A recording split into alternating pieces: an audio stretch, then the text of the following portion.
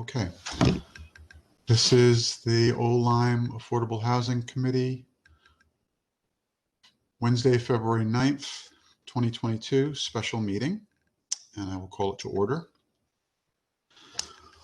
So we have one agenda item tonight, which is just to prepare for the community workshop scheduled for next Tuesday, the 15th at 7 o'clock by WebEx.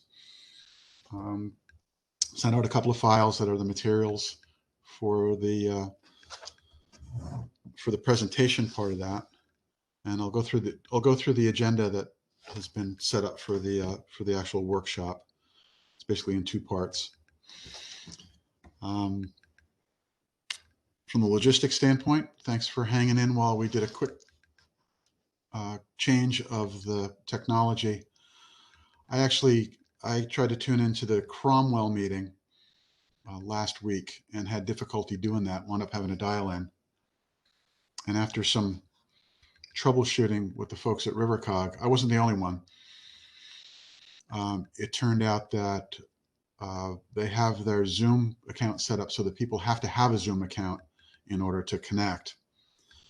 And I was already kind of uncomfortable with the need for pre-registration, and was looking to eliminate that. And then when found out that it was actually going to require people to establish a Zoom account in order to connect, I thought that was just too much of a barrier for folks, and instead we went to our WebEx system where people can just do one click with no pre-registration, no account required, and hopefully the technology will work for everyone, and they'll be able to walk right in.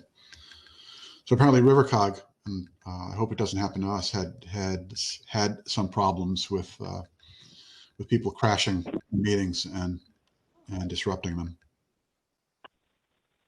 So with that in mind, when we set ours up, when we start our meeting, we're going to have a co-host out there that can act as a bouncer, I guess, in case that happens. You're muted, Karen. I always do that. Was it a particular town? I mean, the one I listened to, which was what, the first one, I think. What town was that for? That was Cromwell. Cromwell. I thought they did a good job, and yeah, that one I was listening to it. So do you have a Zoom account, Karen? I don't. I'm not sure. That was not. Which is the original one that they came out with? It wasn't for a particular town. That's the one I listened to. Oh, that one. Yeah. So that they had actually changed the setting, because they've had two workshops. There was one in October and one just on January 24th. Right. I did both of those. I did both of those. And that's why I when I talked to him, I said, I don't get it, because I was able to connect. I was using the same computer, the same software, same settings, everything. Right. And I said, I couldn't connect to this one. And after scratching their heads for a while, I asked them, did you change anything? And they said, oh, there it is. They had changed it to require to actually have a Zoom account. Actually, you know what it was? I didn't watch it live. I watched it after. Oh, okay. Okay, that's why I didn't have that issue. But in any case, the ball's in our court. The good news is, we have our technology, which has actually been working pretty well. I'm going to keep jinxing us when I say that stuff. But the bad news is we're going to have to run the show. So we'll have at least one co-host, and Jen has already stepped up to volunteer to be co-host / bouncer if What's needed. the criteria for that, though? I mean, we want people to be able to speak and feel welcome, and that's a tough line. It could be a tough line too. I think, Karen, when you see these bombers, they're not to even. Oh, there's no doubt about it. They're come in and like they're crazy ass. Really? Oh, yeah, they're not participating in the meeting. They're kids coming in to just crash it and make trouble. Yeah, it's just I misunderstood. Sometimes they use foul language, screaming epithets, and all sorts of things. So this isn't people that are clearly they don't belong. Okay. No, these aren't people expressing strong opinions. These are okay. Oh, I misunderstood. I didn't know. So anyway, just so you know, of course, in my quest to not procrastinate, I had, of course, sent the link out, then the corrected link. Then I said third time is a charm. I sent that out. But at the First Congregational Church, they had already done an e-blast and it was included. However, they just linked to the town link. So it had the correct link on it. The only thing they had to get rid of was that you don't need a Zoom. They originally said you needed the Zoom registration. So they'll correct that, but we're good with it. At least people are directed to the town site and can get the link there. And that's in there's a note about not needing to pre-register in the town link too. Right. Good. And actually with RiverCog, I did not give them the direct link. I just gave them the link to the one place where the registration information is. So I'm going to jinx this again in the hopefully we don't need to change anything else in the future, but if we between now and Tuesday, but if we do, we only have to change it in one place and everything's pointing at that one place. Right. So we don't have to propagate it. So while we're on that topic, I sent a press release to Limelight. I hope that's coming out. Michelle Noren in Town Hall today put us up, not just in the news tabs, but there's that little billboard section in the middle of the town homepage. So we're up on the billboard as well. And I have a neighbor who's active at St. Anne's, so we're going out through them tomorrow. Can't remember what. So the word's getting out, and we're ramping up. With the CT Examiner. Yeah, I look, Jen, they don't do much in the line of press releases like that. They normally do the retrospective. Not introductory meetings, yeah, but they'll probably follow the meeting. Yeah, and actually, I saw Kate on Monday, and I let her know, and I sent her the stuff too. So Kate should be there.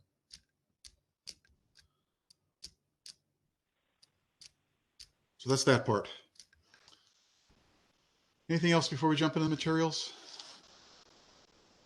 Okay. So in our last exciting episode, we left off where working with RiverCog, we had decided that we're going to drive the front end of the presentation. Let me just punch up the file so I'm looking at the same thing you are. So let's look at the first PDF I sent.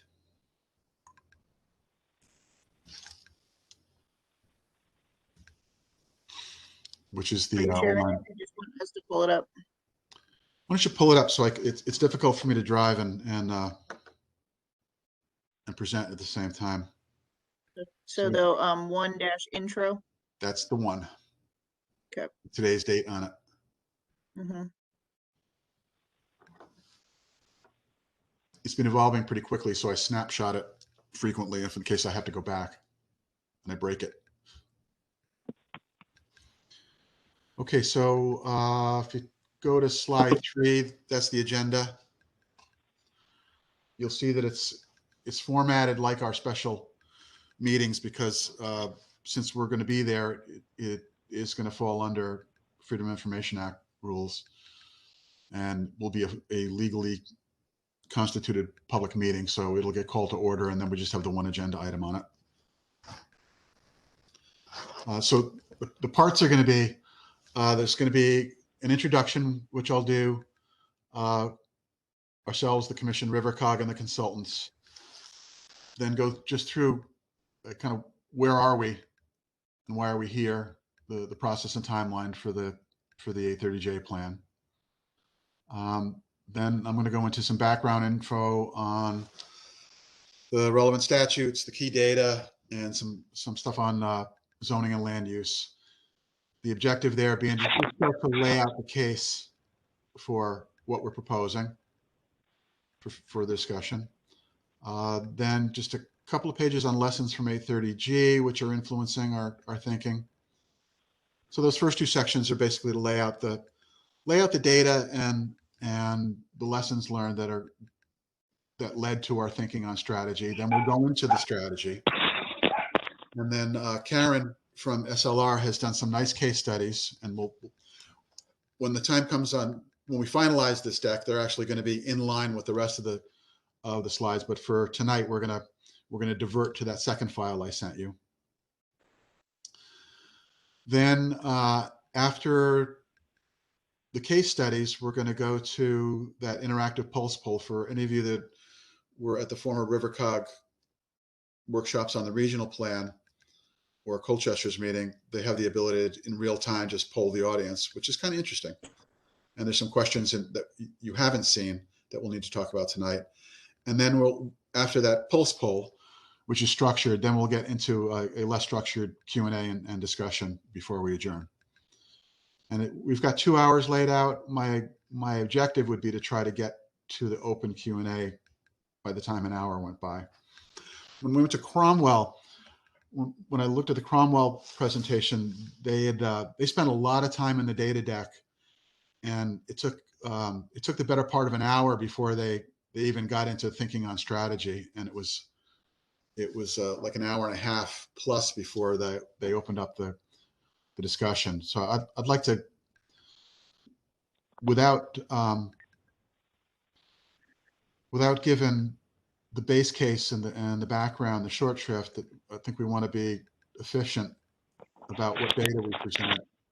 We'll have the data deck, which I didn't put on for discussion tonight. That's out there.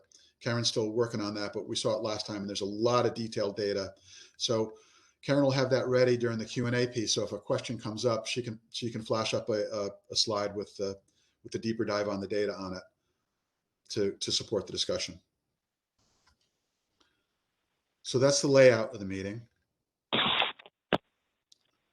Any thoughts on the sequence? No, it actually looks pretty good. At the Cromwell meeting, Michael, do you think that people got lost with the data? I don't know, because it was basically talking for an hour, and the mics weren't open. Yeah. I also found out after the fact that they had, I think, 25-ish people there, and it was mostly people who were part of town government. They had relatively few members of the public there. Gotcha. So there may have been people who were a little more up to speed. I'm Gotcha. trying to keep in mind, as much time as we spent in this, trying to remember that our audience hasn't thought about this mostly as much as we have. So kind of start at the beginning and bring them through it without drowning them, and hit the high points. Yeah, so Reader's Digest version. Yeah, keep that in mind as we actually go through the material. That's the intent. So just let's check that the materials I prepped actually achieve that, or come near to. All right, so here's, if you go to slide 4, that's the About the Commission slide. No news there. That's basically a lift from our website. I'm not going to spend a lot of time on it, but I do want to introduce the commission, say a word about how we got here, what our charge is, what we're working on, and give the plug for having people join us, check out the recordings, and go to the website. That should be quick.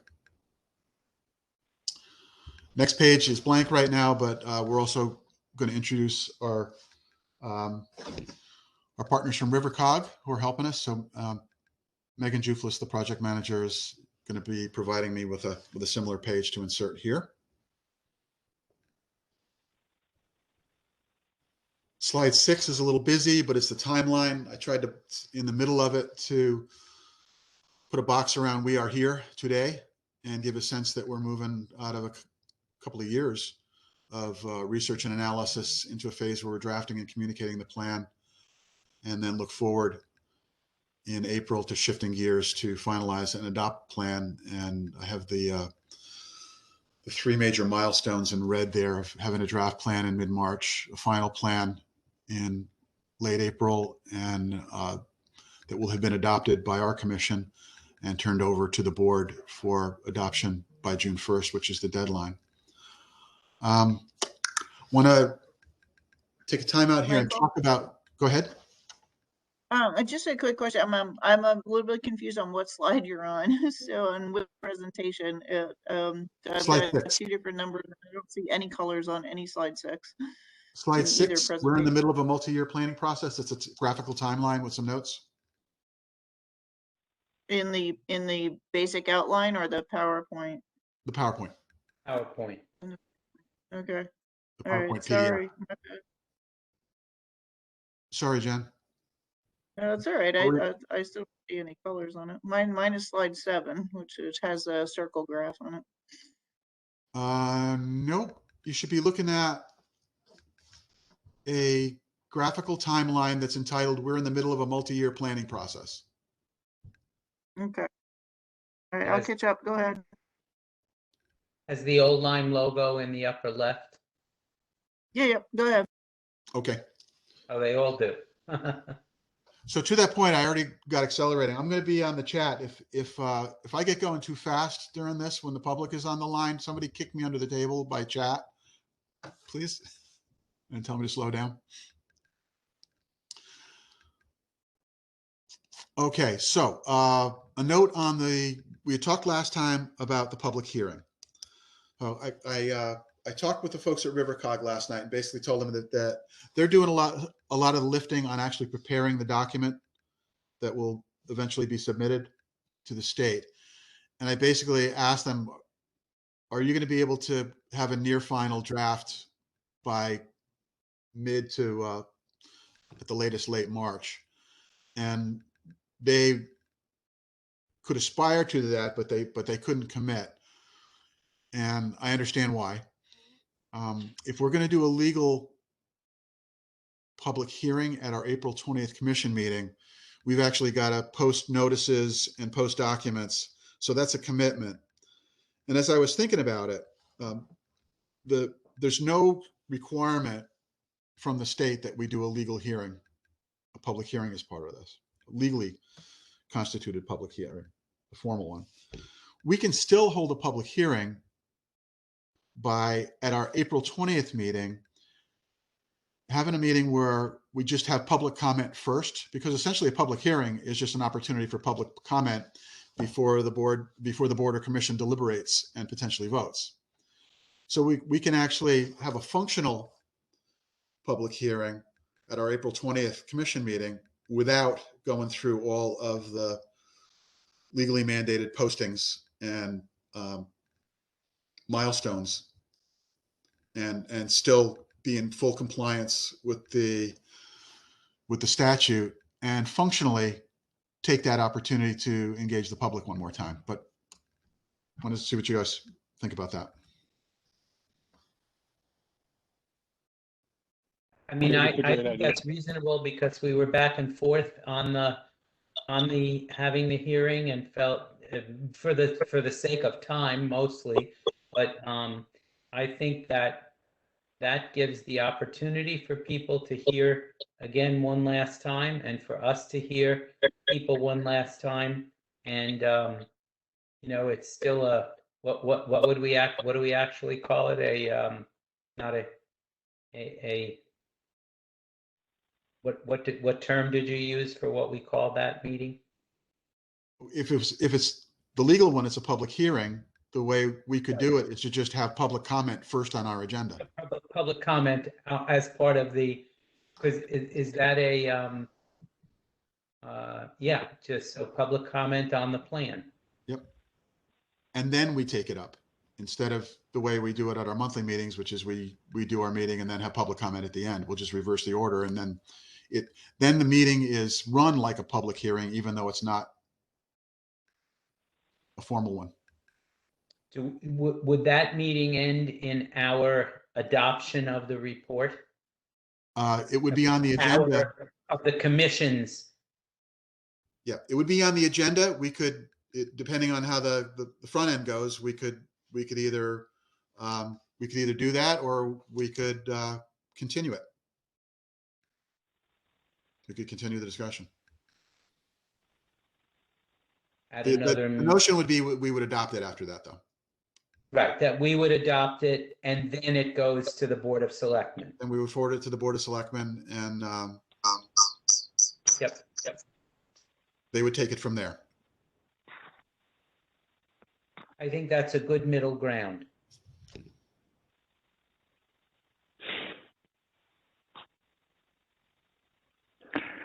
I think it's also a good idea because it doesn't tie us into certain dates, you know, where we actually can be a little flexible. Karen? Yeah. What happens? Good God, I've got an echo here. Do you hear that? Yep. Do you have two devices going, Amy? Yep, I was trying to get one off.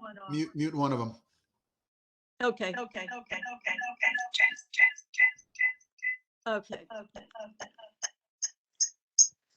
Let me just turn off this. Okay. Working in a canyon. Yeah. There we are. No, I was wondering what if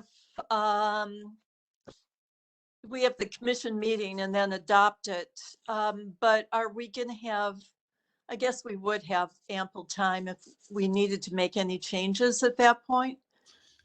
Yeah, well, by then we'll have had a second workshop, Yeah, and unless there's anything really surprising, we should have a pretty good feel by then. Because the second workshop is going to have a pretty late draft. So let me back up. This first workshop, we're going to lay out some of the background information, and we're going to lay out the elements of our proposed strategy for a first round of input. Between now and the second workshop, which is about a month away, or a month after the first one, it'll be about 6 weeks from now. right. We would take the input from the first workshop and everything else we've done, and then come up with a near final draft plan that would do two things. It would firm up the strategy based on the input we got, and then it would add a set of recommendations based on all that. Okay. So we should go into the second workshop with the background information established, the strategy firmed up, and a set of recommendations to bolt onto the back of that to implement. And then in the second workshop, we should be able to have the whole package to take feedback on. And that should give us the better part of a month to get to April 20th to do any updates or polishing or creation of documents that's necessary to have it in final form by April 20th. Okay. Oh, thank you. Lori, you're getting catapulted into this. Is this making any sense to you?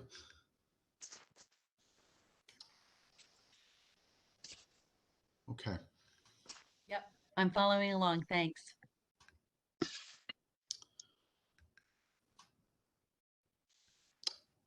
So if we're good on the timeline and some of the details underpinning it, let's go to slide number 8, which is relevant statutes and regulations.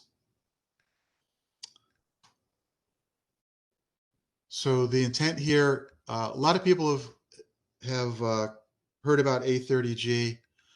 As recently as today, someone asked me if A30G was a mandate that 10% of the housing in Old Lyme qualifies as affordable.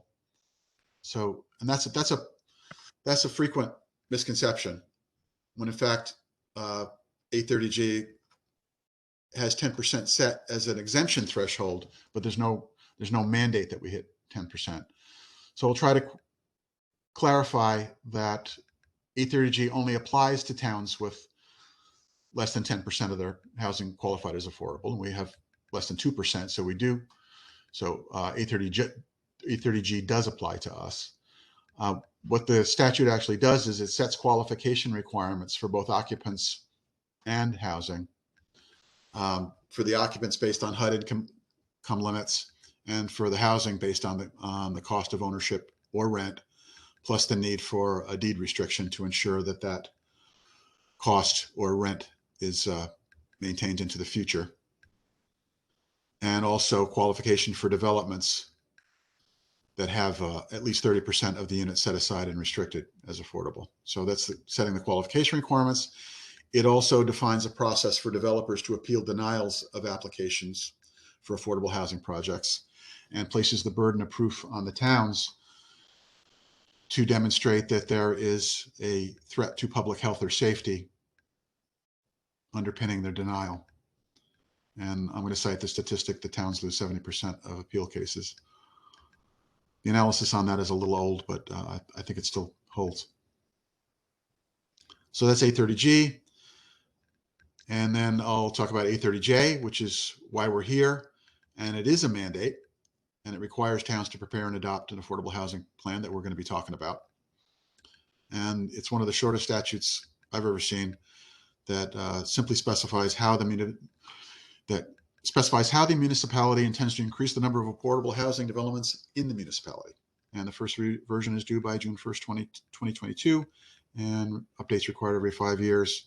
And it's analogous to the Plan of Conservation and Development, with the difference that the Affordable Housing Plan is updated every 5 years and the POCD is 10, and the POCD has more stringent requirements around its content and adoption process. State and federal. Go ahead. Excuse me, is there any background, some things you could cite if people started asking questions? Because Greenwich, Connecticut's done this. I mean, there's lots of towns that are out of the River Cog area, and maybe to mention what proportion of Connecticut towns have already complied or, in the works with this. Yeah, I could do a voiceover on that. It's about a third of the municipalities in Connecticut, maybe a little less than a third, but I'll get the actual number from the 2020 appeals list. So yeah. What we've tried to do, we talked about this last time, Amy, is avoid getting into comparisons with other towns that don't represent a case study for us that would influence our thinking. Yeah, I understand.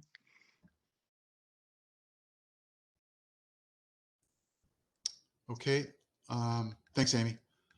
So then, state and federal fair housing and urban development, income limits, and EPA and DEEP also impact on affordable housing, as they do in the case of EPA and DEEP on all housing. So this is just the main thing I'm trying to do here is clarify that 830G is not a mandate and what it actually is, and also just lay out that we have to do the plan for 830J. Hopefully we don't, the way we're going to run this, by the way, I'll sidebar on this, is we plan to just go through the presentations part of it and then take questions. So we'll take any questions will come after this. So we should be able to manage getting through the material. Michael? Bill? In my mind, that under 830J is the most important thing on the slide, is that requires towns. I would consider putting in, highlighting the whole, well, it's not a sentence, but the whole thing that says specifies how the municipality, because I think that's important that people understand what you just said, and highlighting it might just put that in people's a little bit more to that our I want to say report, and I mean Plan. The plan is to explain how we're going to try to increase that number, not get to 10%, not, we don't have to. I think the way it says it there is beautiful, and it's a quote actually. So I would consider just highlighting that whole. That sounds good, Bill. Easy, yes. I agree. I think if I could jump in, I think just somehow highlighting that word increase is pretty much what they're asking everybody to do. If you just focused on that somehow, because when people are so intimidated by this, you can say, look, all we're trying, even if it's 1, we've done a good job. If it's 100, that's amazing, but every step forward is a step forward. Yeah, and the more people I talk to, I haven't counted heads and I haven't taken a statistically significant sample, but I think I can say that most people think the 10% is a mandate. Think what? Think that the 10% is a mandate. Yes. I agree. Most people do until you correct them. So we'll take some time to teach that one. Yeah, maybe Karen's right. Maybe just increase the number, something like that. But it's just it's the most important thing, I think, on the page. Good. I'll take a stab at that.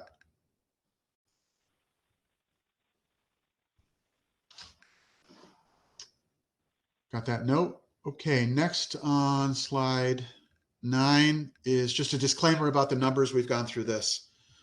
If you look at different sources taken at different times, sometimes the numbers don't match. That's because they come from the 2010 census or a poll that was done after 2010.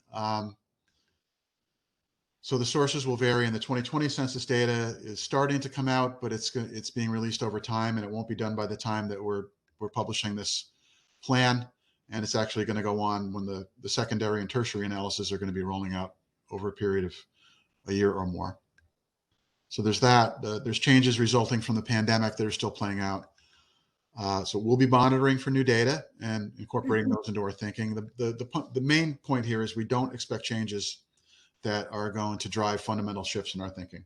There are clear messages in the data that are large enough so that barring a seismic shift in the data that we do not expect, the directions we're setting on the basis of those data are going to be sound, and we'll continue as the new data releases. Then I don't know. I have mixed feelings about this last point. I could voice over it, but just a reminder. I know for myself, it can get easy to lose the forest for the trees as you swimming in the data. But just reminding ourselves that the mission is about people, not about the numbers. That's really good. I think it's important. So if you don't think it's too pedantic, No. I'll leave that in there in writing. Otherwise, I can The message is okay. I'm not sure I like the verbiage. It sounds like it sounds like Jen's Section 8 comments, that people are afraid of. Yeah, I have mixed feelings about it, Karen. But yeah, I have kind of a itch I can't scratch about that. The message is legitimate and it's important. Like I said, I'm not sure that the way it's written will best get your point across. I'll tell you what. Why don't I propose this, that I voice over it and just drop the written part? I think that makes sense. And I can be more casual. Yeah, that makes sense. We just have to remember we're going to be looking at a lot of numbers tonight, but let's not lose the forest for the trees. That's perfect. Okay, done. Thank you.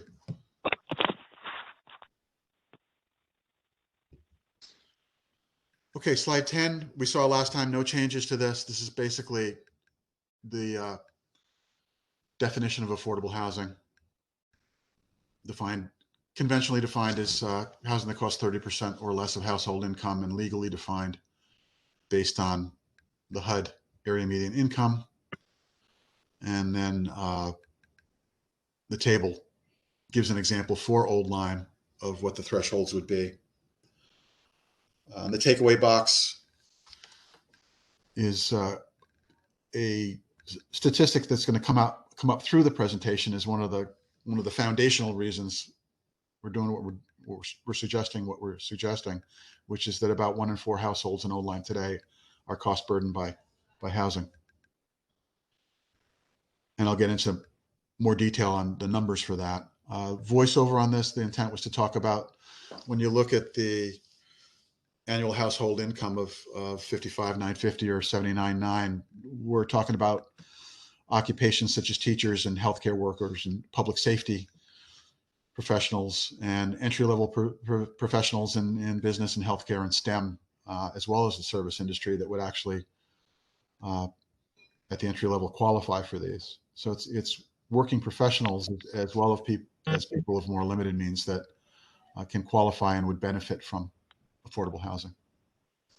And that's really the message we want to get out there. Yeah.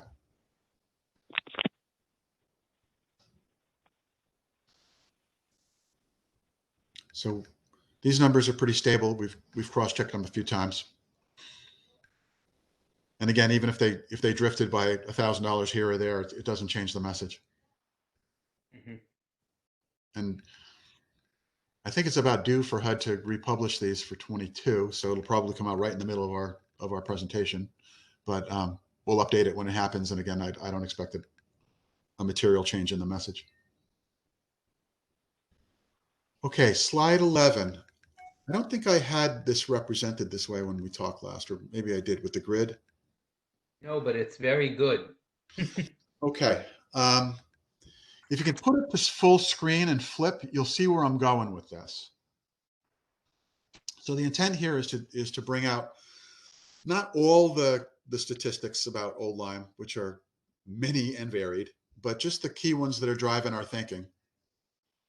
So the intent is just to not go into these numbers, but in the voiceover, just say these are the numbers that are important because there's messages in them that are driving our thinking, and it's actually the tip of a very large iceberg of data. But these are the ones that jump out. And then the intent was to quickly flip to the next slide. The first one is clearing up something that a keen eye will note, in that how is it that we have 5,000 houses and 3,200 households? And the reason is that between seasonal housing and vacant housing, it's over a third of the units in Old Lyme. So if you do the math on that, it's like 38%. So if you take away the 38% from the 5,000, you start to come into line with, there's 3,200 year-round occupied households.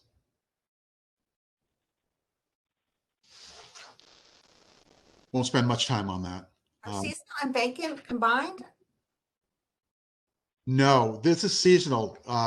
When you look at the housing stats, Yep. they all show up as vacant.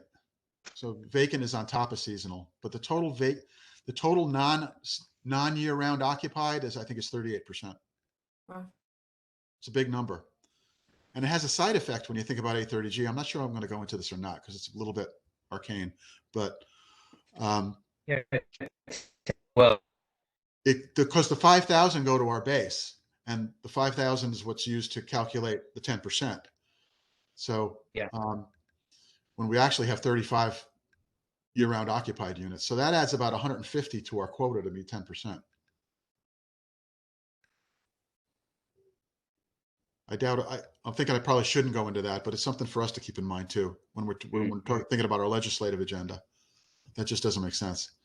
And Old Lyme. Maybe get a question. Say again, Jen.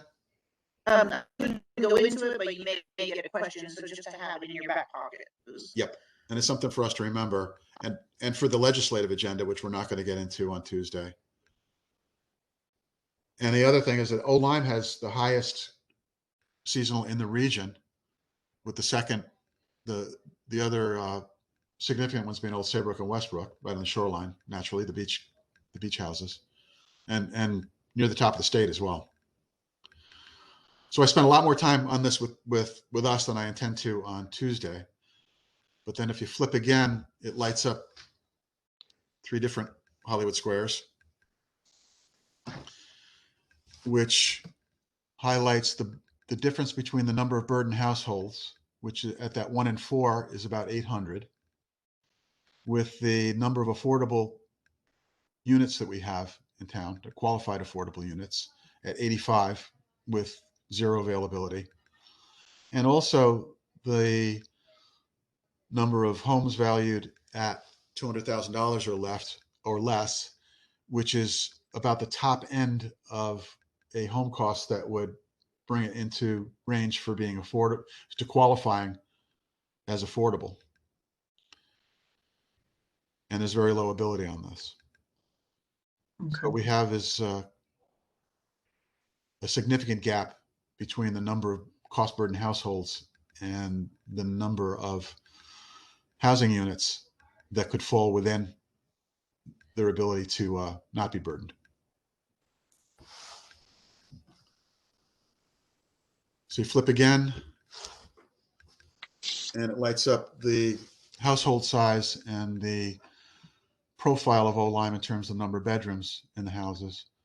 And 70% of the households in Old Lyme are 1 or 2 persons, and that number is growing. While our housing stock is predominantly large 3+ bedroom homes. So that's another mismatch between the actual population and that 1 and 2 person households represents an aging population, empty nesters, plus a generational shift in household patterns.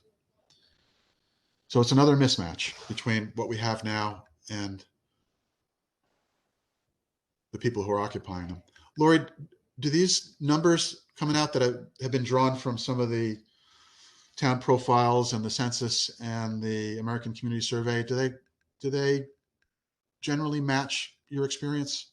I mean, the one I'm looking at is the fact that it says that there's, maybe I'm misreading it, but 10% of our houses are $200,000 or less. We don't have very many houses for $200,000. Right. So that would be 500. I had the same question, but Oh that's my gosh. the stat that was published. 9.8, I think. Wow. I don't know where they are. They're certainly not on the market, right? Okay, maybe, yeah, I guess, right. I guess okay, so you look at assessments and think of Rogers Lake area and things like that. Yeah, on Okay. the west end of Mile Creek. Yeah, okay. 192. Slipped in.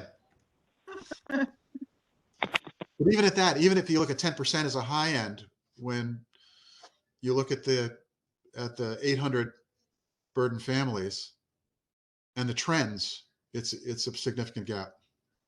Yes. I can tell you just as this is totally aside, but of all the under 200,000 houses I looked at, that was my specific target market. Out of all of those, there were either bank resales, short sales, or they're in dire condition. So they are not livable. So it takes a significant amount of work to make them livable, which is the case with myself.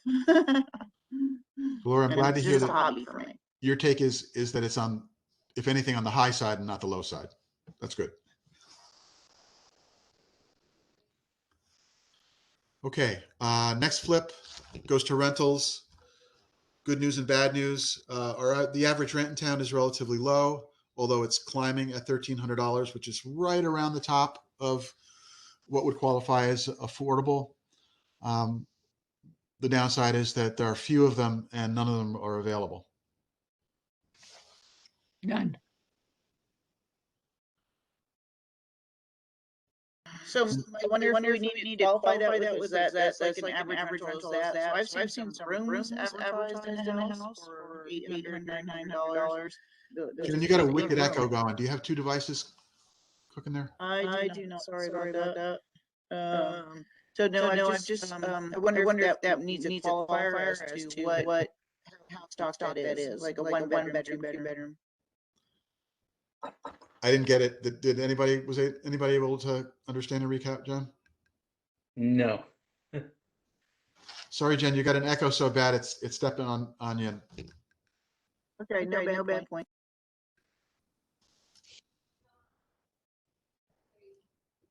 I'm just looking at what I see on my end, Jen, to see if there's anything I can do to.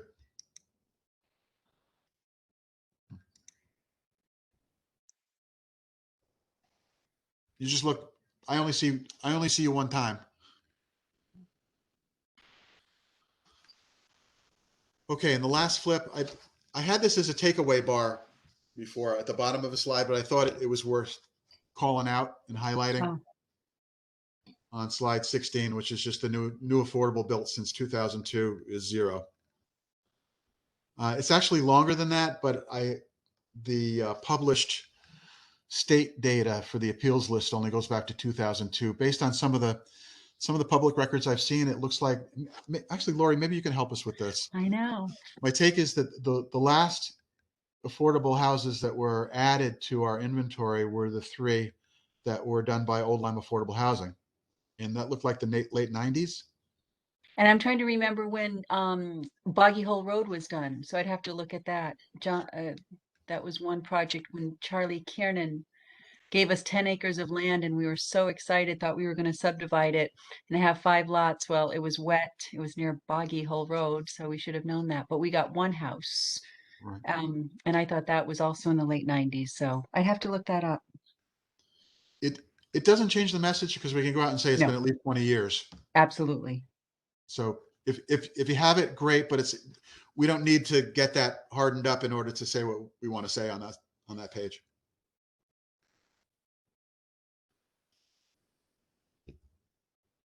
Okay. It's a good slide. People can remember that. Yeah, it was worth burning a whole page over, I thought. And these are all basically the same. Those first set are all the same slide with just the highlighting. So when you're doing online presentations like this, you don't have a laser pointer or any way to highlight a busy slide. So you'll see it again later in the presentation. I use these kind of builds to put the same slide up with different sections highlighted to draw the attention of the folks who are watching. Okay, slide 17. This is another 2-page set. So looking back, what we tried to do there with the numbers is build the case, the punchline being that there's a significant mismatch between the needs in the town right now and the stock that we have. So now we're going to shift gears a little bit and look at our ability to do anything differently. So again, more numbers. Less than 10% of the properties in Old Lyme are available for development. And just a reminder, this is by property, not by acre. So it's based on the grand list.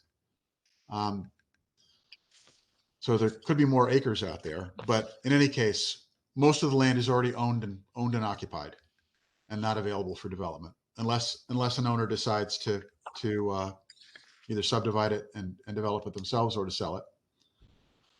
20% of the land in Old Lyme is protected as open space or by conservation easement.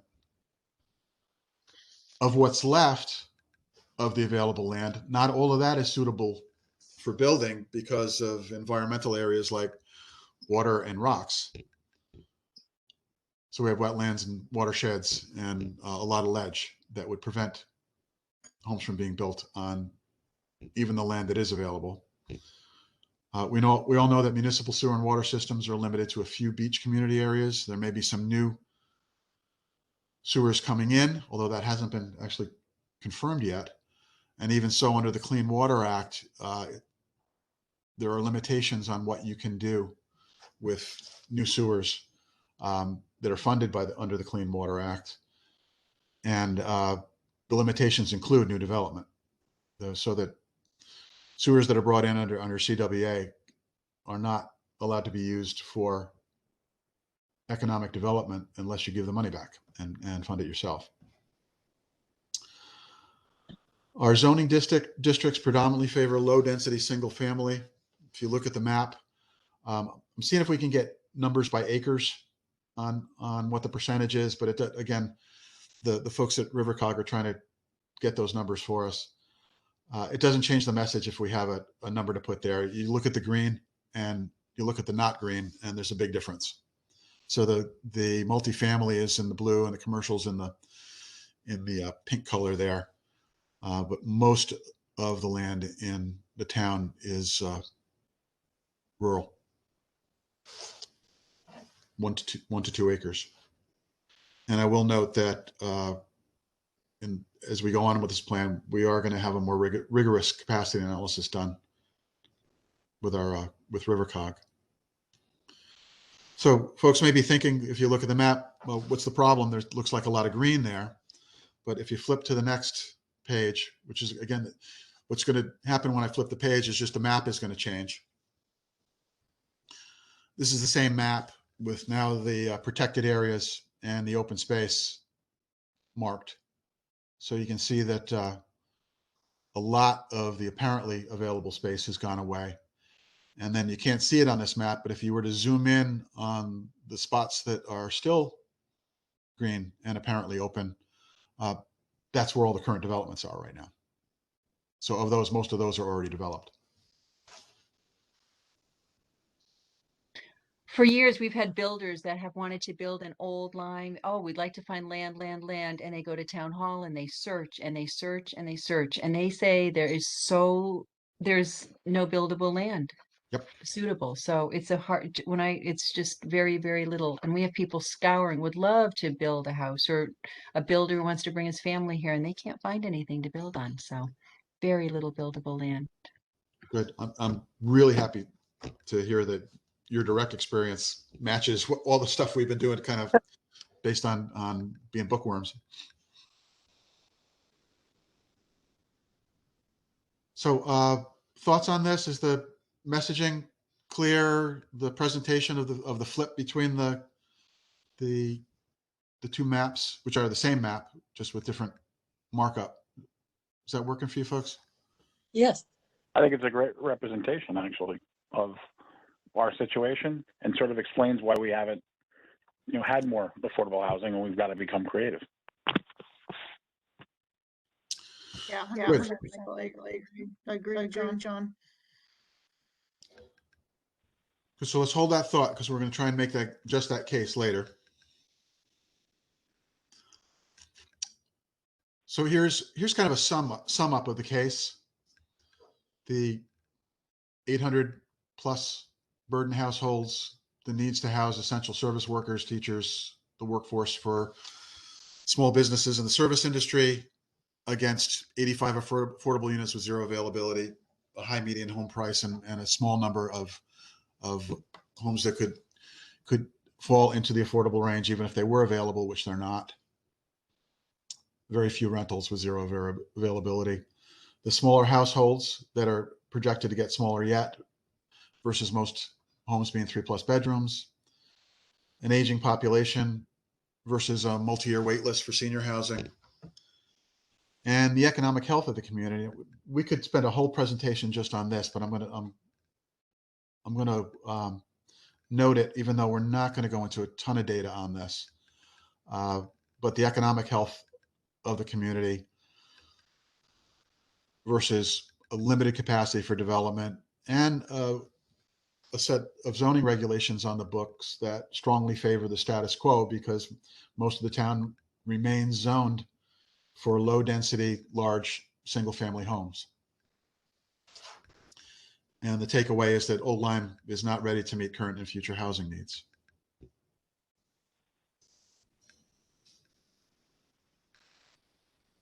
Thoughts again on the content, the presentation, and the takeaway? Michael, this is a very small thing, but I'm just wondering if volunteer firefighter, second box on the top, belongs in there. Because I think the point is, for all those other things, these are people who work in the town. The second box, more of public service. The third box, small businesses and so on. And the volunteers, if you're a volunteer on the fire department, you probably already live here. I just don't know if it belongs. It's a very small item that could get lost, but I think actually, I hear you. with those guys, there's a lot of kids who live with their parents that are still living with their parents that are volunteer firefighters for years. So it's probably correct to be there. So, and that's so that they're okay. So they're residents, but they're living with their parents, or in-law apartments, stuff like that. Okay, just something that's sort of okay. And there's another rationale. So if you flip to the next page, which continues the case. So I'm trying to tie to the findings of other boards and commissions, and say we're not the only ones that have come to this conclusion. So if you look at the second quote on the top there under the Planning Commission, Bill. Yep, good point. That's the tie. Okay. Excellent. But I don't debate that if it wasn't for that, it wouldn't necessarily warrant being called out, but the intent is to tie to the POCD. It's point well taken. And then in the second quote box there, there's evidence that Old Lyme's lack of housing diversity is constraining its growth from the Economic Development Commission. I'm also going back and seeing if from that eye-opening presentation that was done by the Rivercog consultant, Don Poland, he had some pretty punchy takeaways. I'm going to try and grab one of those and get it on this page. I'm not going to read this. Okay, I'm going to sidebar again here. One of the things that we're going to get for our grant money that we use to extend the agreement with the Rivercog consultants for custom work for us is converting all of this into a story map website, like we saw that Rivercog had done for themselves. And I think these are the kinds of things that can actually go in the story map. So they may not be perfectly placed for the kind of workshop we're going to have now, but I don't intend to read these to people, but just to do the high points. And the takeaway from this is that we weren't the first or the only people to come to some of these conclusions that we have a problem with the match of our housing to and current and future to what we need. Good point.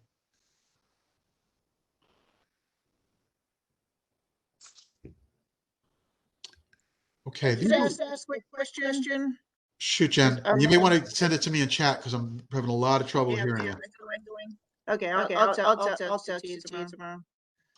I got the chat open. Send it to everybody.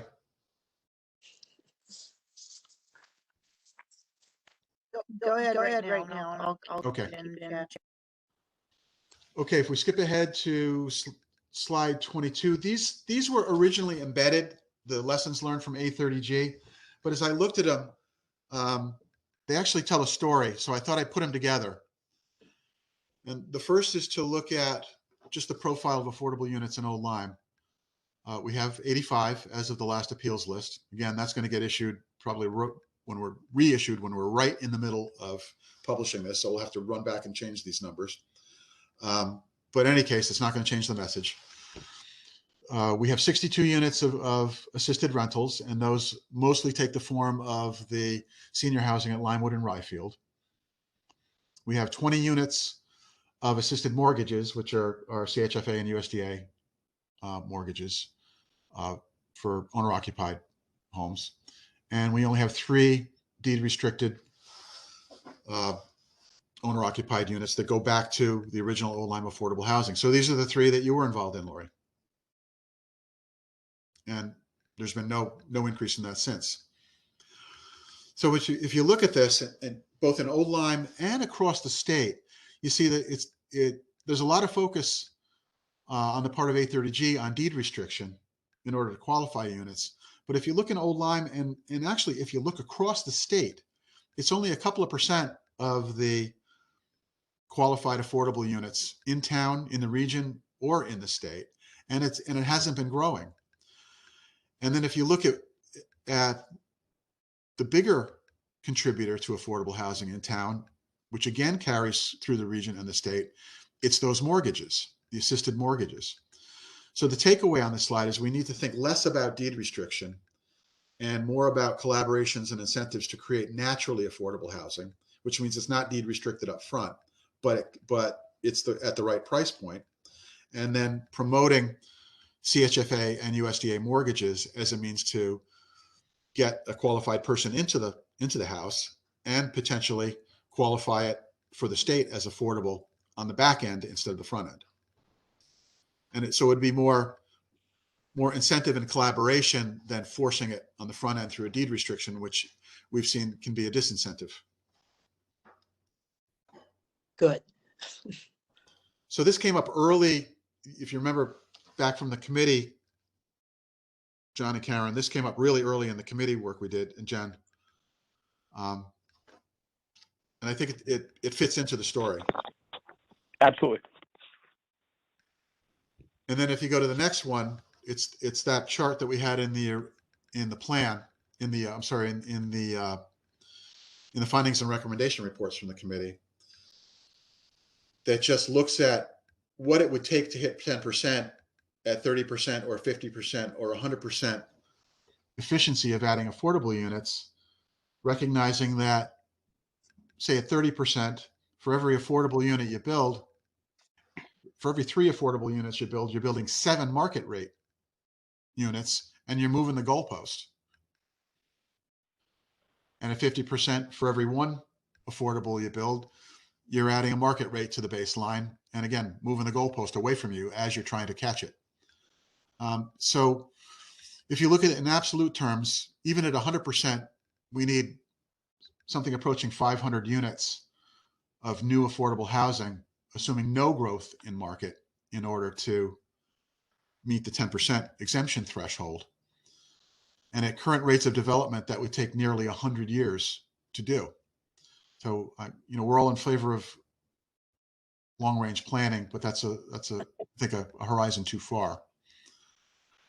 And just one thing that always shocks me is that we only have 3 affordable houses, and I'm just looking at slide 22 again, and like it reads like the yellow. I'm like, the yellow represents the 3 houses, but it just reads deed restricted. So I'm just wondering if there's a way to kind of get that across, that in addition to Limewood and Ryfield Hollow, that we have only built 3 affordable 3. houses, And which those is are the ones shocking that to me. were done by Olam Affordable Housing during your tenure, Lori. Those are the same ones. So Nothing. just wondering if we should make that a stronger point on slide 33. Only Definitely, 3. I agree. As a lack of growth, and bringing out the point that we're not alone in that in the region or the state, and it says something about where we are, and it also says something about where we should think about going and how we get there. Because if deed restriction is the answer, nobody's figured out how to apply it.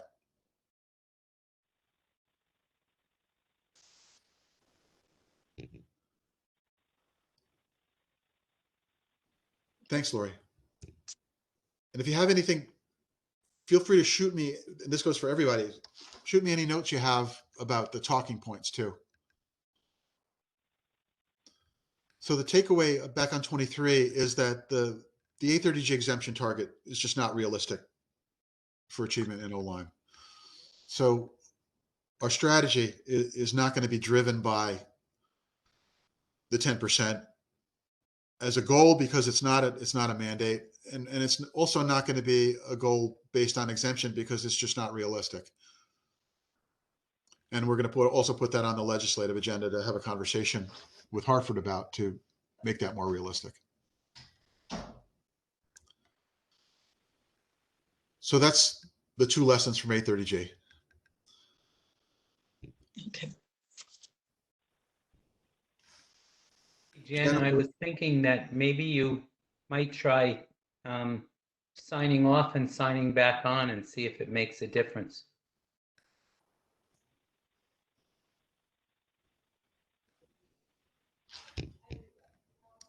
Jen, we'll wait for you if you want to drop and come back in. Okay, I'm writing down my questions, so it's fine. I'll catch up with you. I've done this before too. The other thing is you can mute your computer and call in on the phone. Do you want to try that?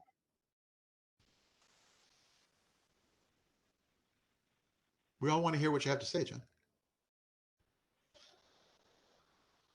Okay, so as of slide 23, that's basically the end of the data and making the case about the gap, the capacity to, the ability to the limited ability to develop more, and the lessons from A30G. And then we're going to switch into the current thinking, going by slide 25. So these are things we've talked about. I would start with some guiding principles about what the plan is, which is aimed first and foremost to meet the needs of Old Lyme residents present and future in all stages and walks of life, which we've talked about. Must preserve Old Lyme as an essentially small town and embody our established priorities and values. That the plan will consider relevant policies and practices and will comply with the statutory requirements, but won't be driven by arbitrary goals and thresholds, to tie back to the A30G lessons learned. And also represent the beginning of a conversation not the end of one. Because when the plan is published, the real work starts when we think about how we're going to implement it. Does that resonate? Anything we missed? Anything that's inarticulate in that?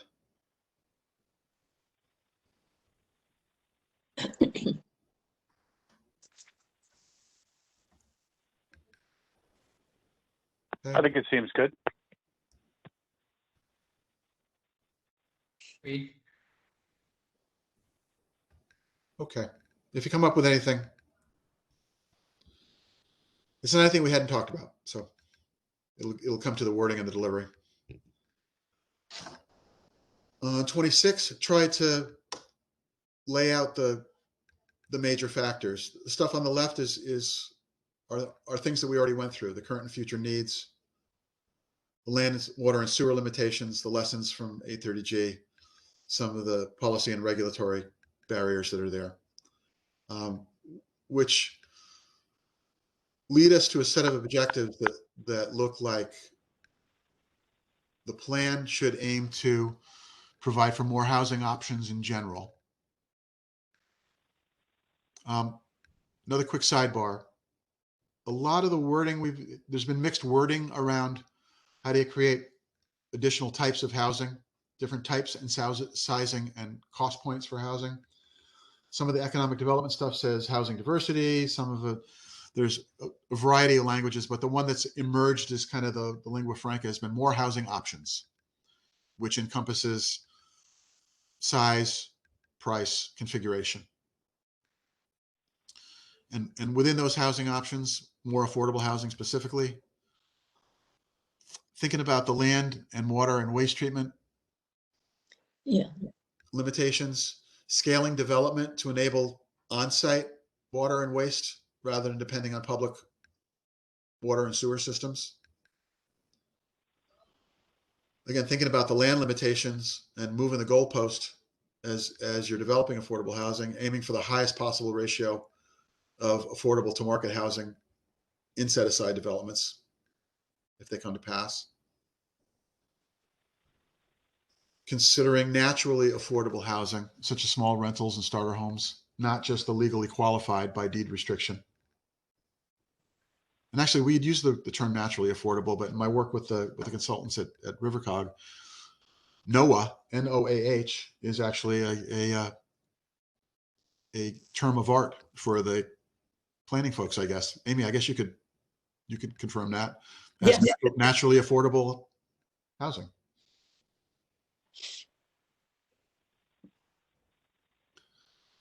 But the idea is to consider naturally affordable, such as the small rentals and starter homes that may be able to qualify for a qualified mortgage afterwards, as in addition to legally qualifying through deed restriction on the front end.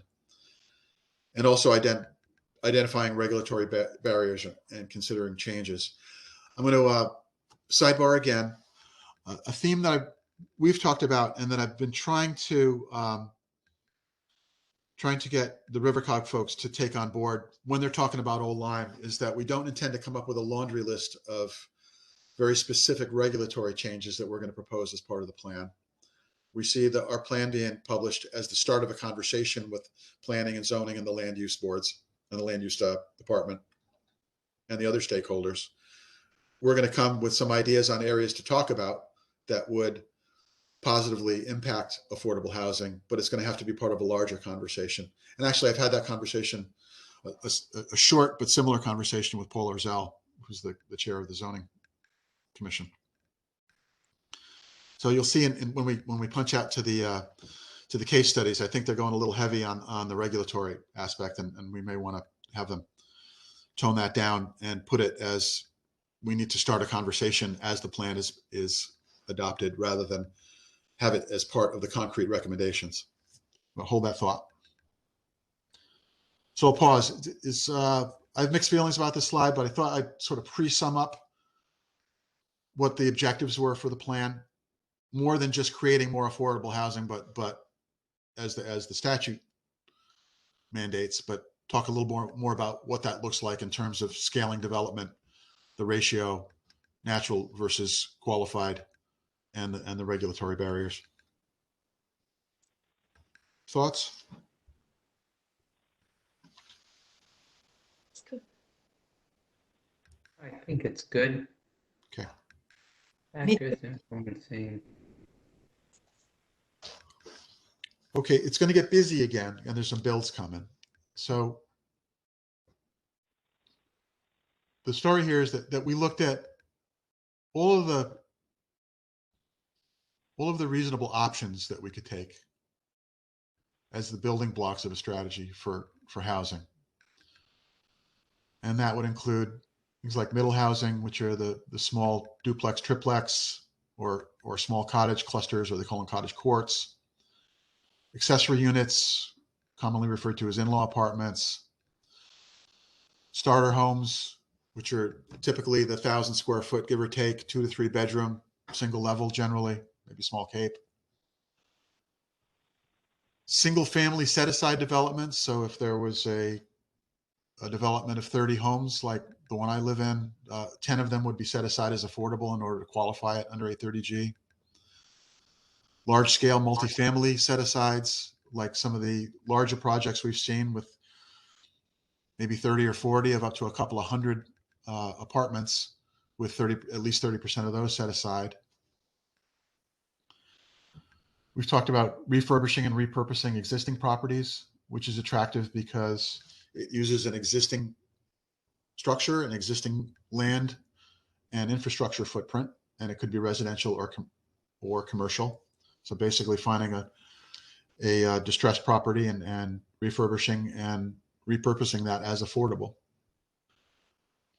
Open space add-ons, which is something we have direct experience in with the McCulloch family open space, where if there's an open space acquisition, there might be the possibility to tack on a couple of envelopes designated for affordable housing, similar to what happened with the McCulloch family open space.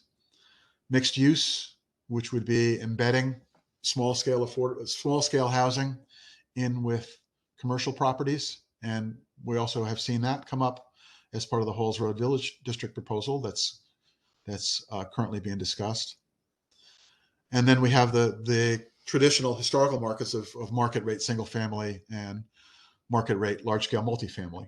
So those are the potential building blocks. And to process those, we need to think about, is there a smooth path to affordability for some of these approaches? Can the projects using those approaches be implemented with high efficiency?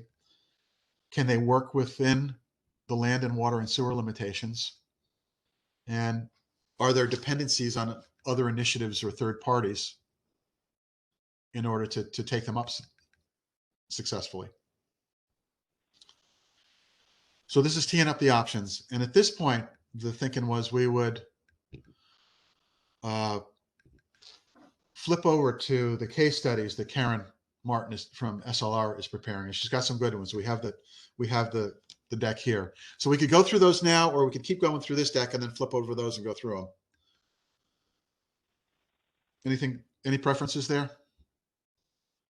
I'm chopping up the flow anyway by all the sidebars, so we can go back to it. So if there's no strong feeling, why don't we just press on and wrap this up, and then we'll go look at the case studies. Okay, so Karen, just in a nutshell, Karen's going to go through 3 or 4 case studies that talk about ADUs, that talk about redevelopment, that talk about middle housing, and just show some pictures and give some examples of other towns that are using those and what they look like. And then we'll combine that information that the audience now has with those questions back from the previous slide of, can it be done? Is there a path to affordability? Can it be done efficiently, working within the land and water and sewer footprint? And are there dependencies? And then when you go through that, our proposed strategy comes out in 3 tiers. So the options sort out in these 3 levels. So this is just, I'm only going to spend a second on this one and just say the options sort themselves out into 3 levels. And then I'm immediately going to flip to the next slide, which highlights the bottom level. So that brings us to slide 32, which is the market rate, single family or multifamily. And essentially, that's the bottom tier because there's no path to affordability. So it really has no place in an affordable housing plan, and it's not going to be part of it. So that's off the table for our strategy. Hopefully that's a short and non-controversial discussion. Flipping to slide 33. These 4 approaches all have characteristics that make them amenable to an opportunistic approach, which means that we might not drive them hard, but if an opportunity came up where there was an open space project or there was an economic development project that could accommodate having a few units or multiple units of affordable housing, then we would get on board and try to enable that. So those 2, the open space and the mixed use, have dependencies. So we wouldn't initiate a project of those. We'd have to wait for an open space project or an economic development project. But if one of those were to come to pass, then we could take advantage of it. The single family set aside and the multifamily set aside, again, those are generally seen to not be efficient use of land. And in the case of the single family and the case of the multifamily, they tend to have dependencies on water and sewer infrastructure that may not be available. So these are running up against some of those barriers. But again, if a developer was able to come in and solve for some of that, it's a project we could get behind, even though it's very unlikely that we would try to start one. Okay. So those come in as opportunistic, which is we're aware of them. If the problems with them or the triggers for them are solved, then we could get behind them, and then go to the top tier on page 34, which are the middle housing, the accessory units, starter homes, along with a mortgage promotion, assisted mortgage promotion, and refurbishing and repurposing existing properties. And these 4 check most of the boxes around having a clear path to being affordable, being able to be scaled to work within existing land and water availability on site. They don't have dependencies on third parties to start a project.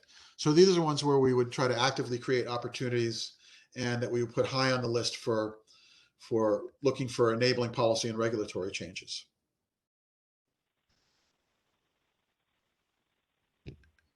And that would bring us to slide 35, which puts the picture back together in summary.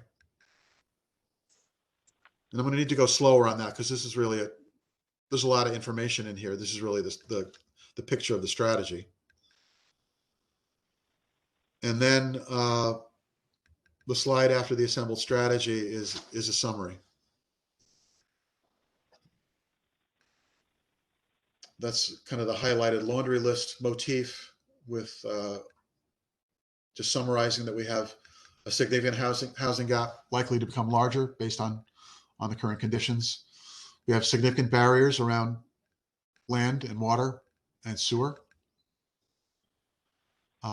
Yet there are encouraging opportunities, particularly in some of the middle housing and reuse and assisted mortgages that we've been led to through our research and our thinking.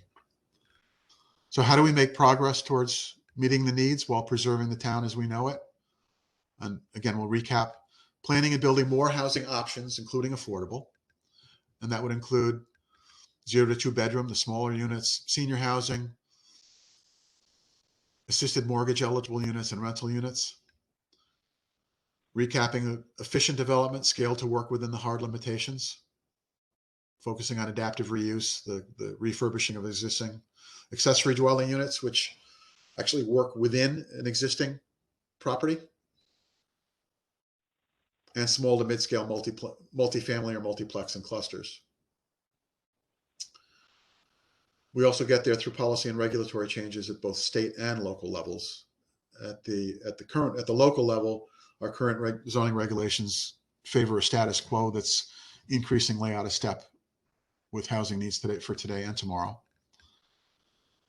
And the state policy and statutes don't adequately consider the unique challenges that small towns like Old Lyme experience, particularly ecologically sensitive ones like we are, sitting between the river and the sound with all of the estuaries and the environmentally sensitive lands that we have within our borders. And importantly, the last one is partnering with private funding organizations and developers and within government to create opportunities through partnering instead of waiting for A30G applications to come in and potentially going down an adversarial route. So that's a sum up. I'll pause for reactions on the content format. I know the highlighted laundry list is a difficult one. I tried other ways, but there's just too much stuff on here, and I don't want to recap the whole presentations that's gone up to now. It's just basically there's nothing on here that we had said already in the rest of the presentation. It's just bringing it back together before we move on to the next section. Thoughts? Yeah, I mean, I think it's done an excellent job of bringing everything together. You know, like anything else, I don't know when it's presented, you know, how much of it starts to get, you know, we're trying not to have so many statistics, so many charts, but there's a certain amount that you have to just put in there. We'll have to see how it all, you know, plays out. But the essentials are there. They're clear. The case is made. So I think as long as that we can get through that piece without taking too much time, because just naturally people just lose and you know, and not get bogged down in any one particular thing. That will be the challenge, but I don't Balanced see by the any. challenge of not going too fast and blowing it by everybody. Yeah, you want to be able, sometimes when you put up something like that, you know, it's to be able to put something up and direct people's attention to something particular, not necessarily have to say everything that's on the you know, on the slide. And would people be able to get a copy of this when they're done? Oh yeah, and better than that, this is going to go into that story map web format. So you see all the yellow stickies on there that I have in the pale Right. yellow. Those aren't going to be on the slides. No, those Those are are going to your get turned talking. off. Those are your talking points. But I see those as we do the story map. So picture these slides with kind of a running narrative next to it. So that's where I see that stuff coming in.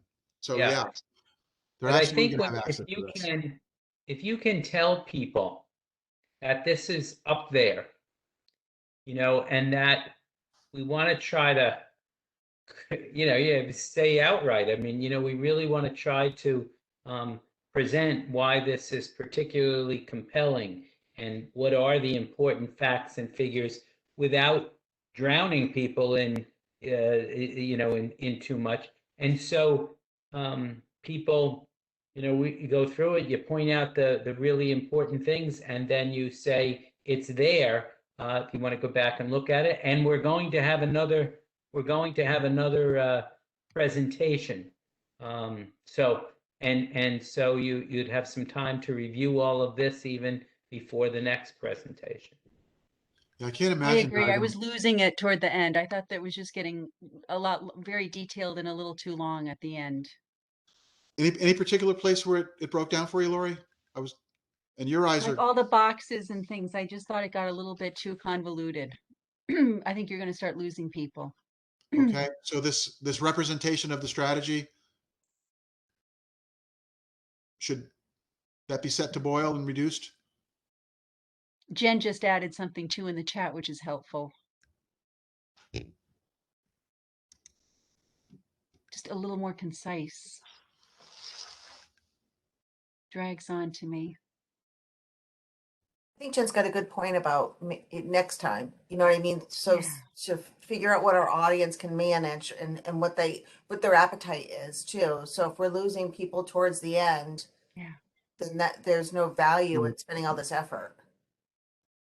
And Jen, just to your point there about the 120 slide, yeah. Although I'll not to defend it, but some of those slides are series that are going to get flipped through. So some of those slides are one slide that's been blown out into 5. So instead of talking over one slide for 1:20, I'm going to flip through 4 slides in 1:20 and highlight, instead of using a laser pointer or trying to draw people's attention to the section of the slide I'm talking about, is to highlight them. Yeah, I totally understand. I just think that maybe if there's a way, and I don't know if the timing aligns with this, if we could break it up into an information series versus a deep dive on the first day, maybe that could be an option. It's a good one.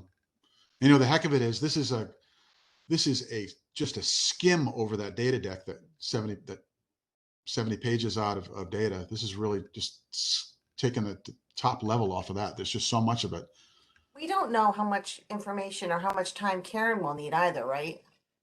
Yeah, she's got 4 slides. We'll go through that. And I've heard her, she walked me through it. So it'll take 7 minutes, probably Okay.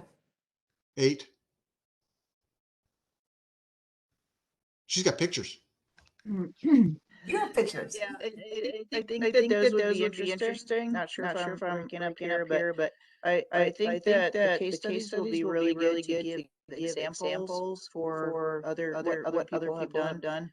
Yep, But so again, I think now that maybe it might be better if we do an introduction to affordable housing, then a what are we going to do about affordable housing, then a presentation of what we're doing about affordable housing versus an all-in-one session. I had you up until the last 30 seconds, Jen, and I couldn't understand anything after that. Did anybody get it? No. I Sorry, think Jen. people like case studies, and that I think they get more engaged listening to special, particular stories than getting Right. That's why. too So much when statistics. we actually do it, the case studies are going to be between just the quick flash up of the strategy and the sum up of the strategy. So if you go back in the deck, we went through one, but actually, if you go back up to before all the boxes at the end is a section for the case study. So when we actually do this, I'm going to hand over to Karen after slide 27, page 27. And she's going to go through the case studies. You want to go through those now? Sure. All right, let's flip over to that other. Maybe we should have done them as it's going to be presented on Tuesday instead of disjointed.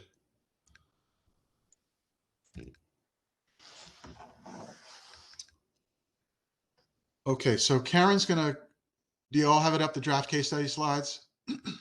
No. No. Okay, so that was the second file I sent. It was in the email. Oh. Yeah, it's right here. Yeah, it's right here.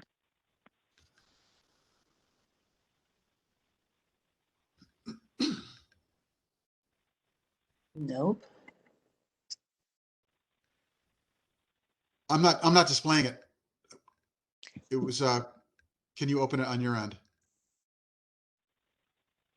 It's in the email I sent out earlier today.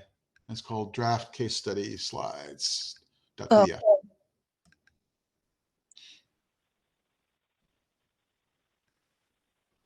Oh, okay.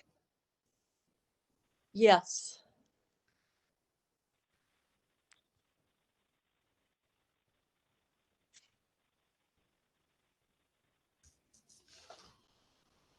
Everybody got it? Yes. Okay. So Karen's going to select 3 of the potential strategies that we laid out. ADUs, middle housing, and refurb and repurposing. I'll I'll say I have a comment for Karen right away. I'm going to start taking some notes for Karen, but I would say the first one isn't about the regulations. The regulations are a means to an end, and I wouldn't want to lead with changing regulations as a strategy. Leading two reasons. One is changing regulations is a tactic, and the other is, in general, I just want to remind the folks at Rivercog that we won't be coming up with a laundry list of specific proposed regulatory changes, but we are going to recommend that we start another level of conversation with planning, with zoning, and with land use. So I would change that first potential strategy to something like increasing the number of accessory dwelling units that are available for seniors and small households.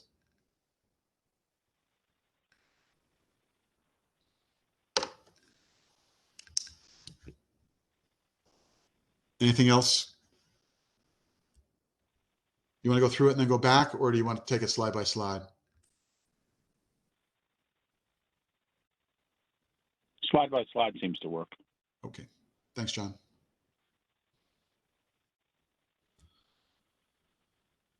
So that's just laying it out. The next one after that,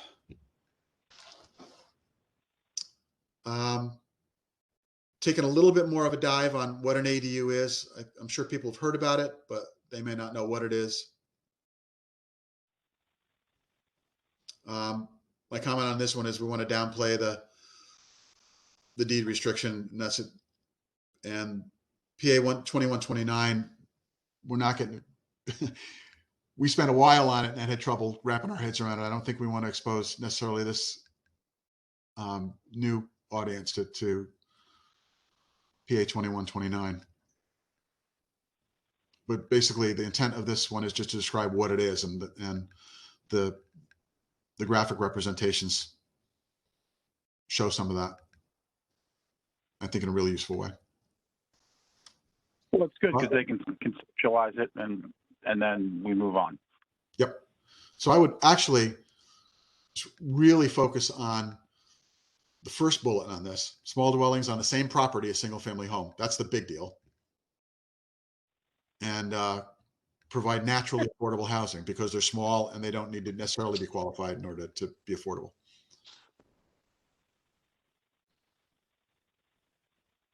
And they're fairly prevalent in Old Lyme. Yep.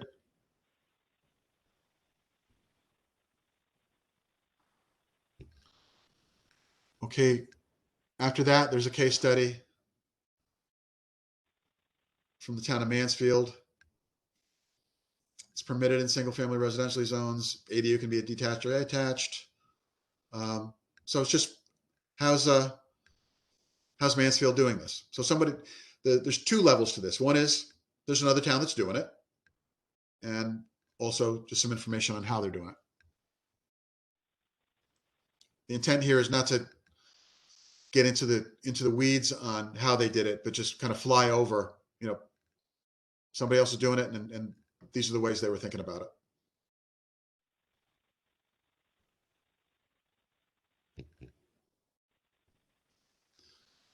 And then this one we're probably going to want to drop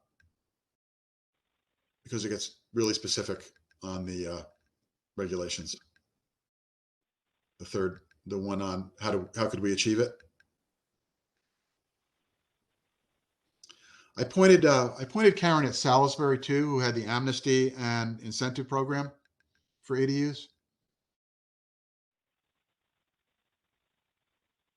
So we'll work with this one.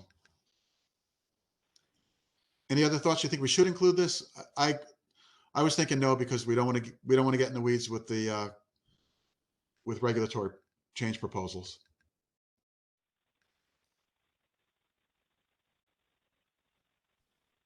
Thoughts? Do you actually think anybody at this meeting is going to pick that up so much? About the regulation? They may pick it up afterwards, but I think it's just sort of, well, you can't get rid of it, but you're giving them a deluge of information. Yeah. And it's kind of like, oh, there's some regulations and they're not going to delve too into it, or maybe you know, question is who's the audience? Yeah, and I see that in two parts, John. So one is the general public that we want to wrap their heads around this and start to come along with us on our thinking. But the other is folks like the zoning board, the zoning commission. So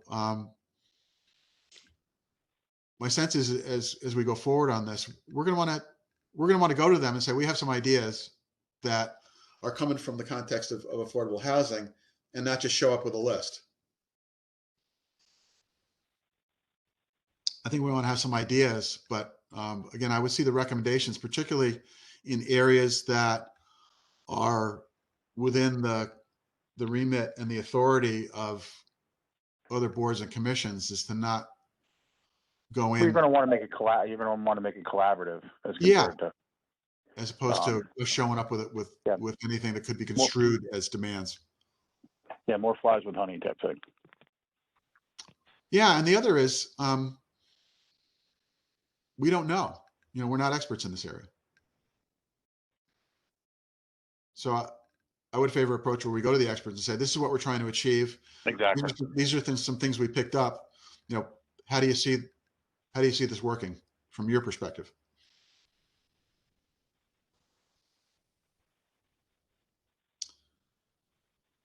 So there's no objection. I would propose potentially keeping some of the photos in here, which are kind of nice looking, but basically dropping the specifics on regulatory changes.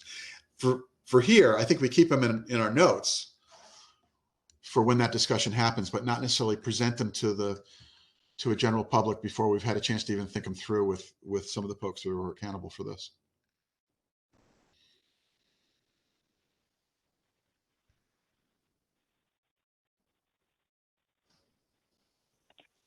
Karen? That makes sense, diffusing the bomb, I guess.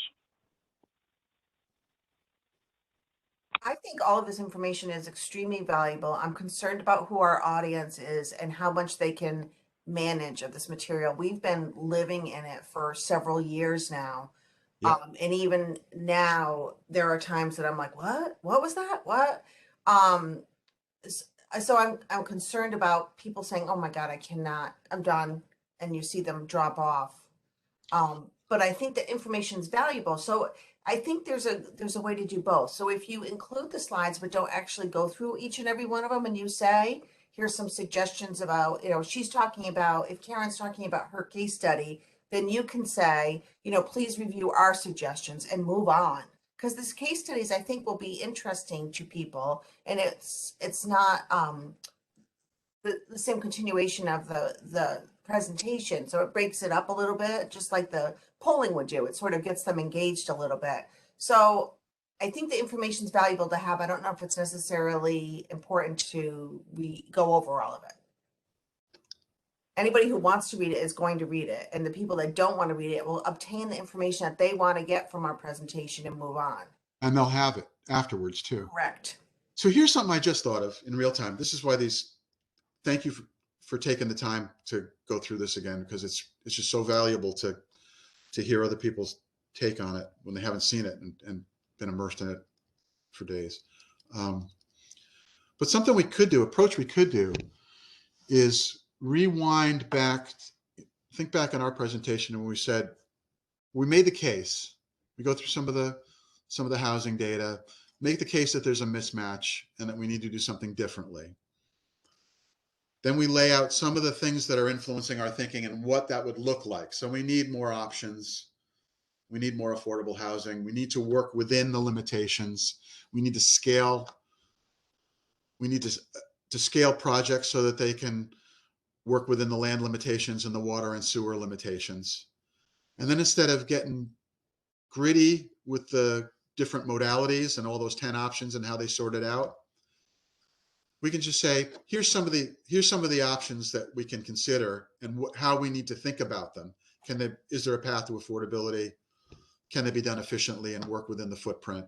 And are there dependencies? And then go through the case studies, and then not develop it all the way into a fully sorted strategy, and then take that into the next workshop.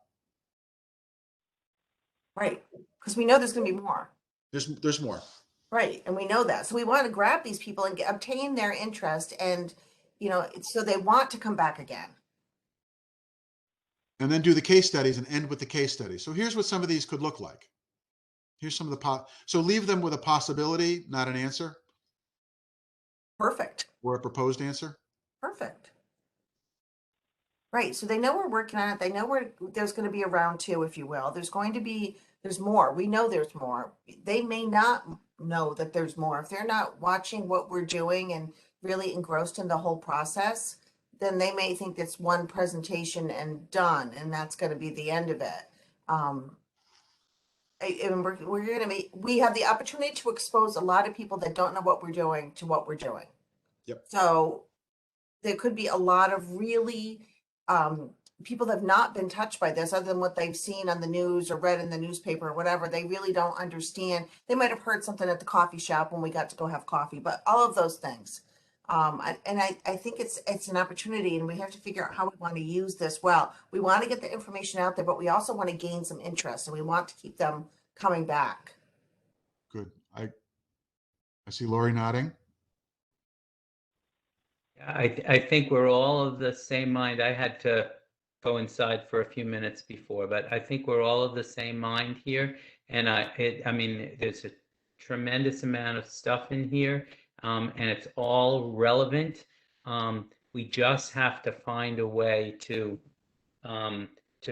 bring that focus. Even interestingly enough, when we started, we were going through the slides, even to us who had have been working with this, just pointing out some of the highlights, and then all of a sudden we went to really specifically going point by point.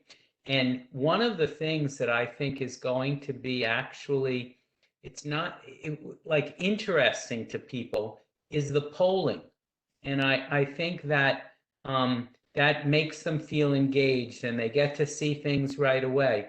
Because I think we have to go back to what Karen was just saying. What's our goal here is to let people know that we've been working on stuff. We have some a legal mandate that this has to be done. Here's some of what's gone into it, some of the thinking, and I think broad strokes. And if we were to, in the second workshop, for example, talk them about what some of the, a little bit more maybe about how we got to those feeling like the most, the workable, the doable strategies. I forget what, under our strategies. We got to that while we eliminated some of the others. When we get to ADUs, like, what are some of the things we can look at? Not that these are exhaustive, nor are we zoning officials, but what are some of the things? More of the specifics, and make this more of, just giving them the flavor of that. And I don't think you necessarily have to pull loads of slides to do that. I just think we need to get through them. Maybe some of them you do, but that I think if we focus on that, and just those when you get to that polling, that takes a few minutes to do, so that's I think we're all saying the same thing. If we had to make the presentation less wordy, because you figure we're 2 hours into this, and I don't know how long. Although we've been sidebarring a lot, so we're working at about half pace. Mm-hmm. So that's still a valuable use of people's time to sort of. I guess I wonder what people calling in or listening are trying to get from this, I guess would be my question. What are they trying to learn, or what are they trying to figure out? For example, I think you're going to have different groups. Some groups are going to have an agenda. Some groups are just naturally interested. And then you might actually have people that are actually recipients possibly of affordable housing, or the kids are, or That's an interesting point. too. family members or friends or something like that.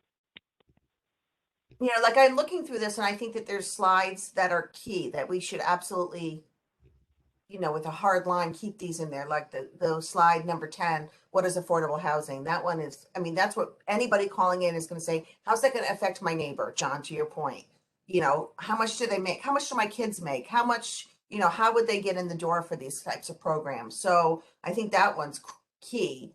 And you know, in Old Lyme, of course, all of those things. I think everybody knows Old Lyme has issues without actually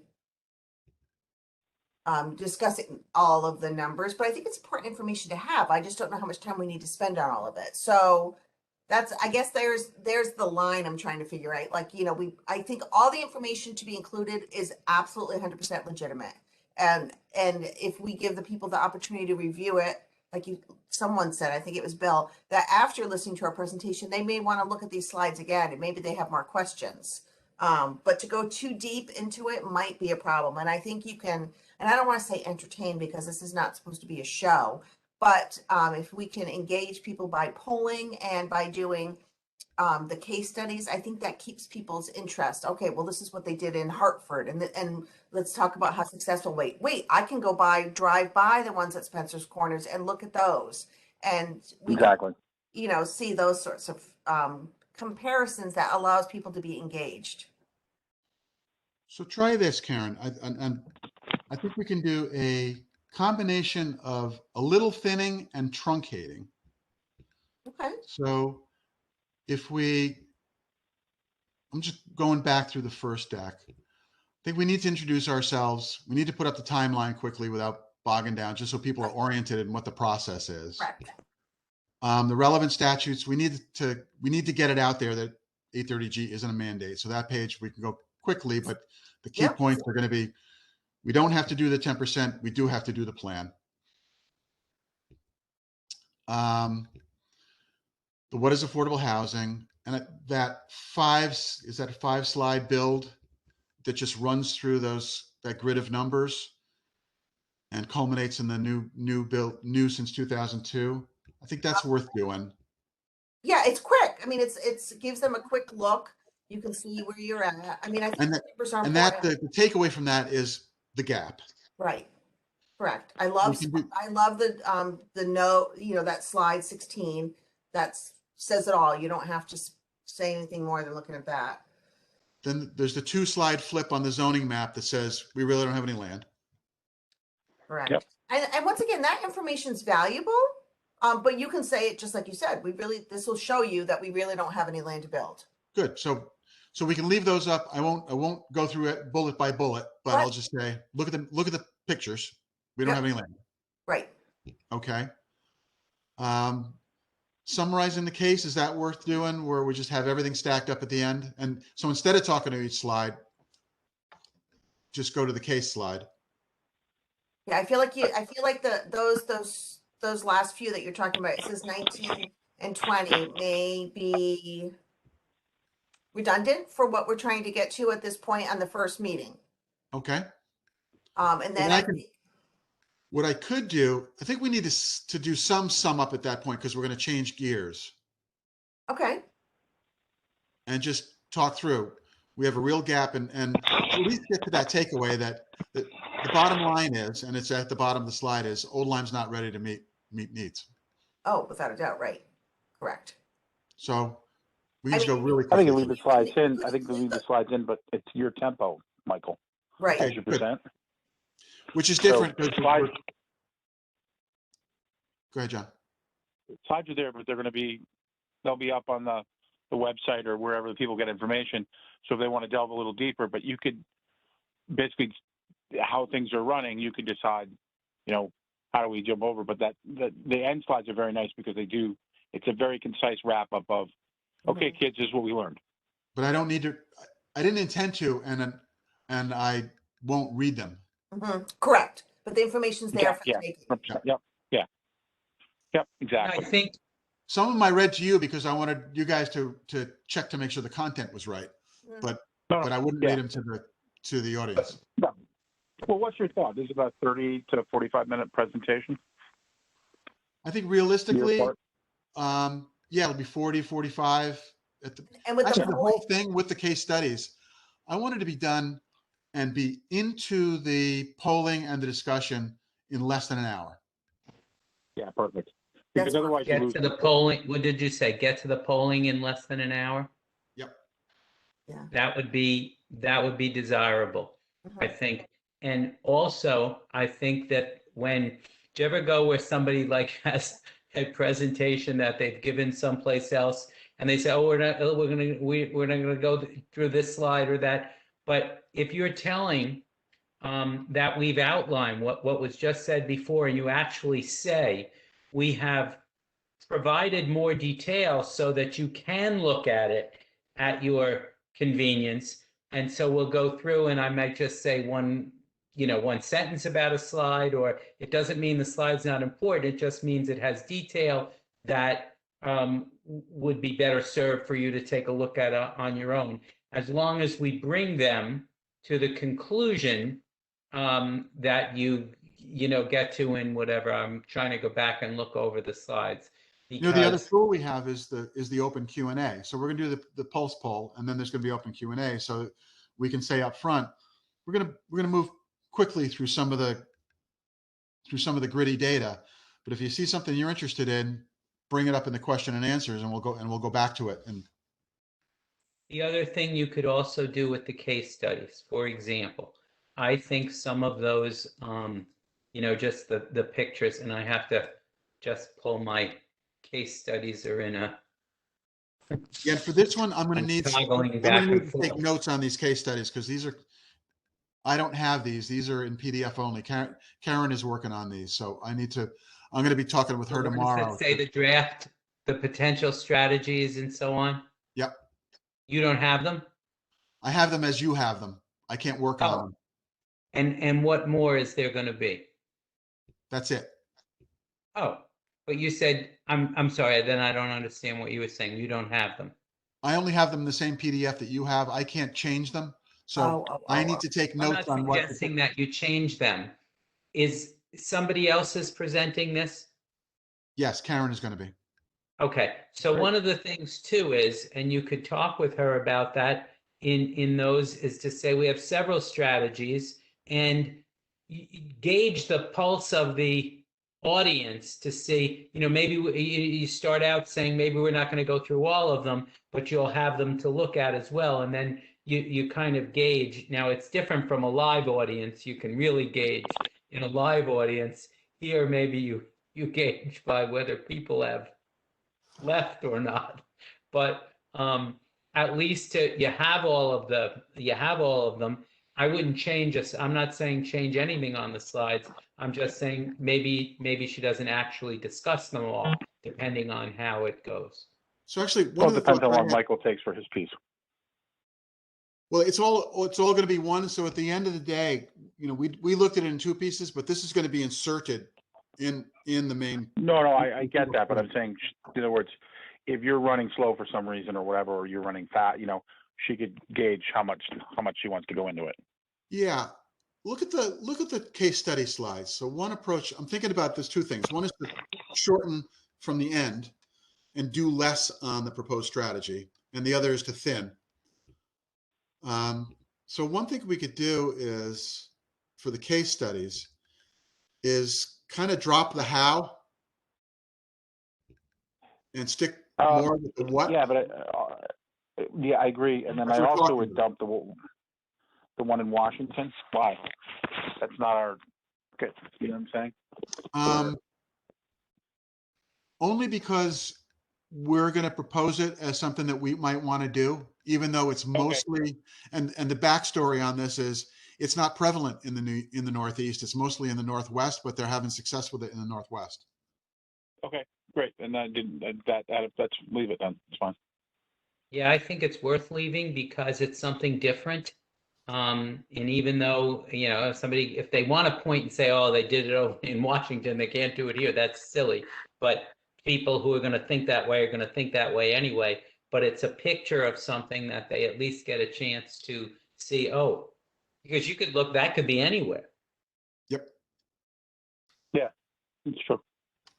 So I'll give Karen guidance that we want to stick with the what slides, stay away from the how slides, because we're not going to get them there yet. Yep. And tracking the stuff with zoning people and regulations yeah, and stuff. put the zoning requirements into notes. We want to keep them, but not present them because to go into the conversation with the zoning folks with. I agree. That can work. And it's for both Karen and me, it's easy kind of edits where you're pulling stuff out rather than filling gaps. Yeah. The only some of the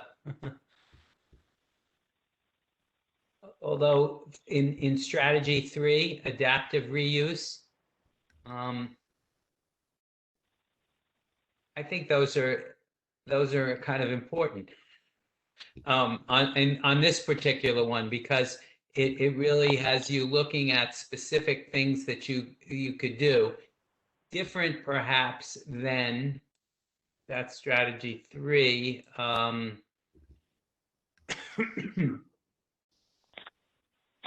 Even actually, I don't think I'm not so sure that how we could achieve it is all so bad. I think it's interesting, but it's just a personal point of view. I would say it's the same thing we were talking about, Bill, where we don't throw it out. We just don't talk about it at this one, and it's available for people to read. Yeah. But in the interest of getting us to the pulse poll and the discussion, we don't present it.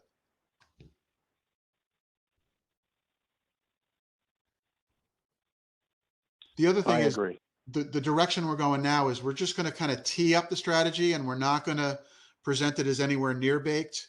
So it's premature to get into how if we haven't even decided if.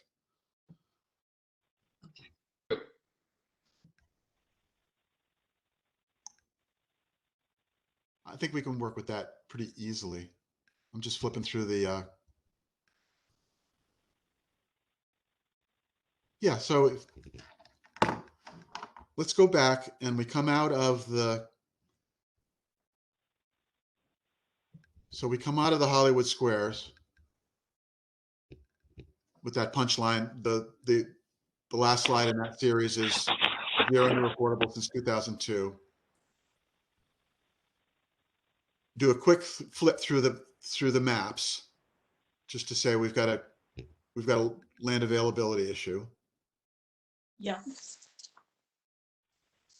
And that'll be quick. That's just a 2-slide flip to say, see all the green? It's not really green. Then we can go to the case slide, and I won't read it at all. I'll just say, if you stack up everything from the data, the bottom line is that Old Lyme is not ready to meet current and future housing needs. Yeah, and they could delve quicker or more in if they want. Yep. And we can go back to it in the Q&A. And then the one with the quotes on it is just say, we're not the only ones that have come up with this. The Planning Commission and the Economic Development Commission have that's excellent. So that's looked at the same space and come to the same conclusions. Yeah, exactly. Without reading the quotes. We could drop the 830G thing. That's pretty heavy numbers, although the messages are strong. I think you have to leave it because we haven't. I mean, essentially, we're telling people Old Lyme sort of kind of dropped the ball. We haven't done it in 20 years, really. You know, and that's something that people need to walk away with. And there's reasons, because we don't have any land.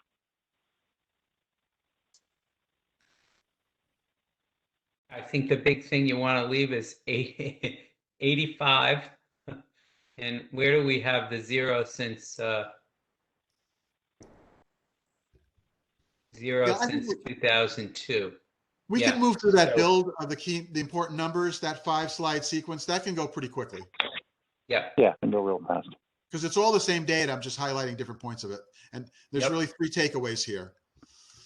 We've got, I could even drop the first slide, the yellow one, where that's just in case I could wait for somebody to ask, why are there 5,000 houses but only 3,200 households? And I can explain it to them and have this in my pocket. That could drop.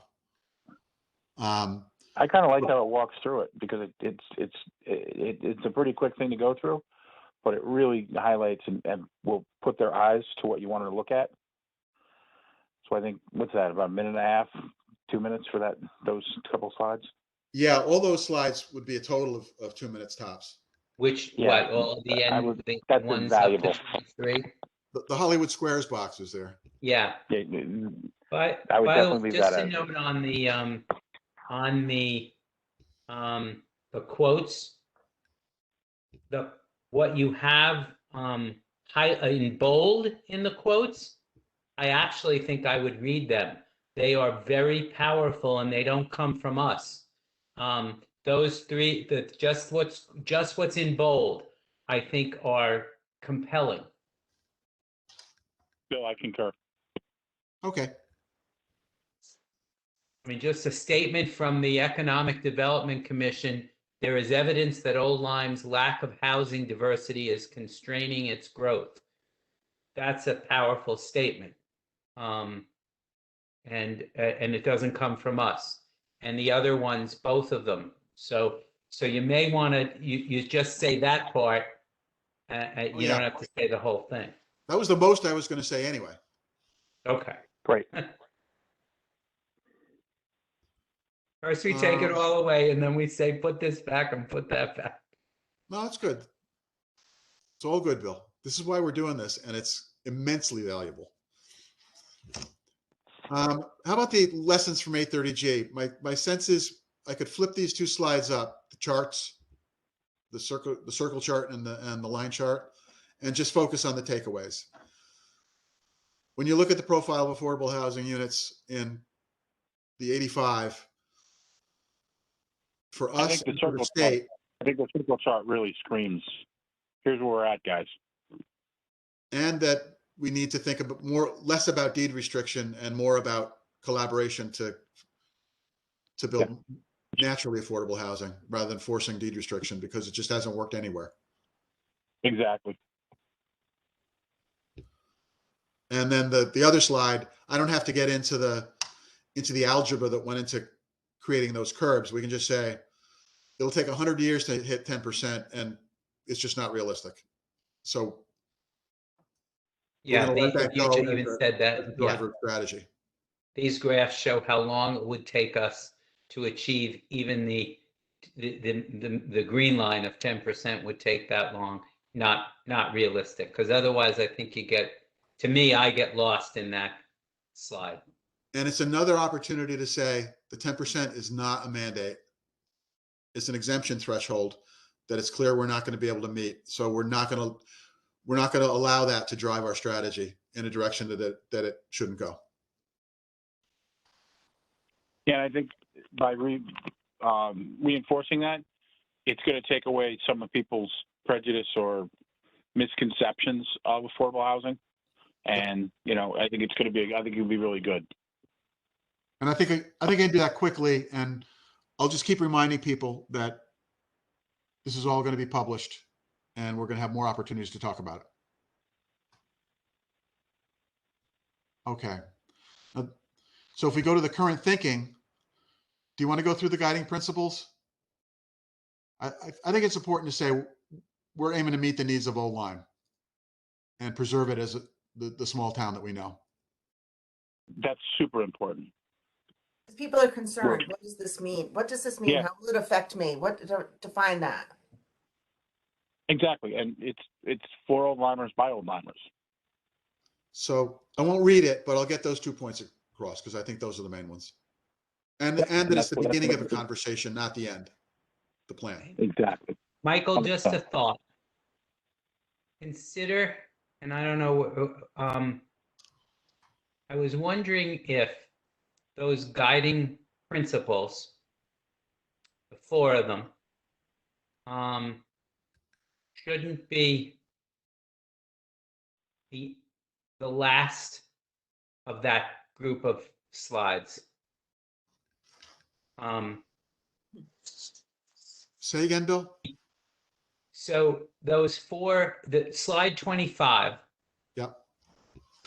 I think is important and concisely says that this is what we're gonna, it's like our takeaway from all of what we're doing.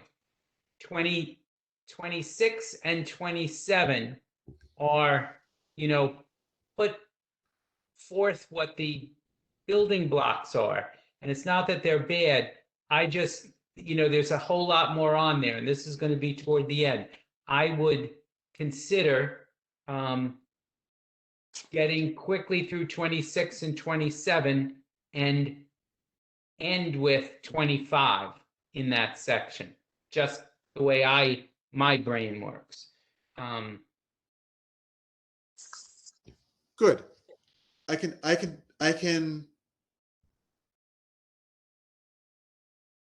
think of how I would talk through that. So if we now, I came don't know out if of anybody else thinks that, but I just think that's what I'd like people to know, that this is where we're going. Well, that slide 25 is the takeaway we want people to leave with. Yeah, so Well, I'm thinking in that the should end. be the last one before we got into the case studies or the So here's how that would work. We come out of all the data and the lessons from A30G. Then we say, okay, what does this mean? Then here's how this plays out into what our plan is going to try to achieve. More housing options in general, more affordable housing. We're going to need to scale development, be efficient, focus on naturally affordable housing and not just deed restriction. And it's definitely going to, we're going to need to have a conversation about regulatory barriers and considering changes. And then I could do a quick one on the building blocks and just say, there's a lot of possible pieces for this. I'm not going to go through them all, but we need to think about achieving affordability, working within our limitations. And actually, you know what? I'm looking at slide 26 and 27, and they're this. I could just go with 27 because affordability, efficiency, projects can work within limitations, are there dependencies? And then I would add one more bullet there and just say, is the regulatory environment going to be a barrier? And we could drop 26 or not talk about it. I agree. I would drop 26. It's kind of conceptual. It's redundant. Mhm. Yep. Okay, so drop 26. I'll add a note about the need to have a conversation about regulations on 27, but not talk to it. Just say there's a lot to think about. There's a lot of options. We need to think about them in the context of a path to affordability. Can they be done efficiently? Can they work within the limitations and the dependencies on other niches or third parties or regulatory change? I just add, actually that regulatory thing I'll add into the fourth bullet. And then go to the case studies to say, and just go through the three. Here's how some of this could play out.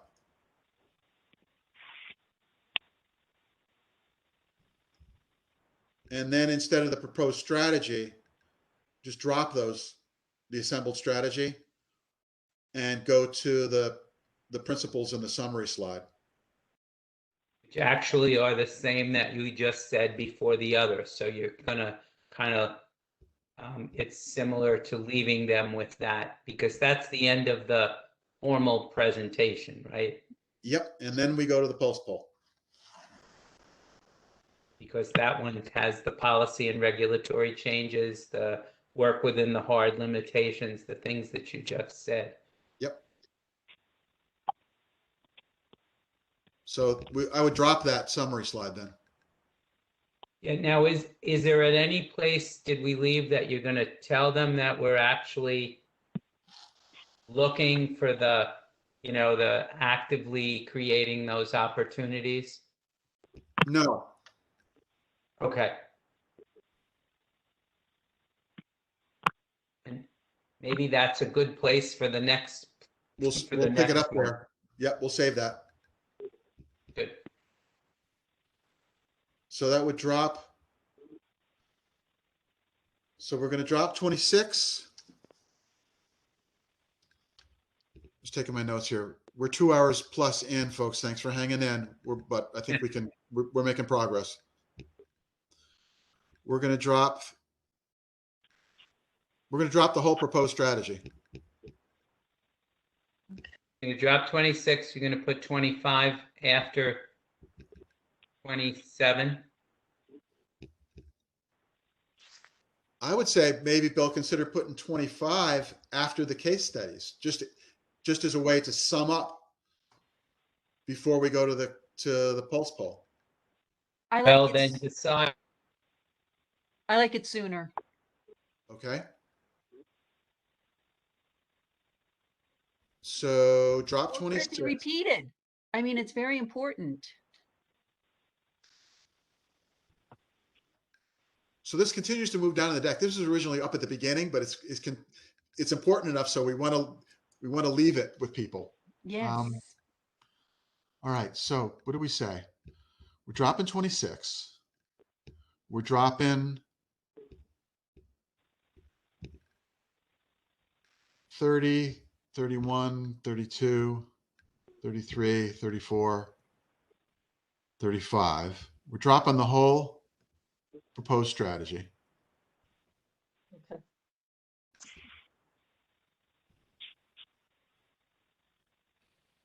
And so where are we putting the guiding principles? We are going to leave up the two. So we're going to end the data with the lessons learned from A30G.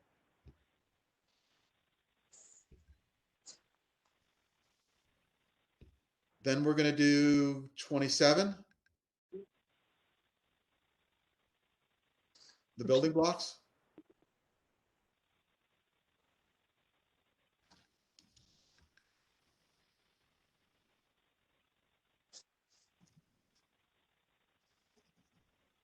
Did I get that right? I think so. And the building blocks kind of lays out the possibilities, and that under that bullet list is what we need to think about. Okay. That's good. Then the guiding principles.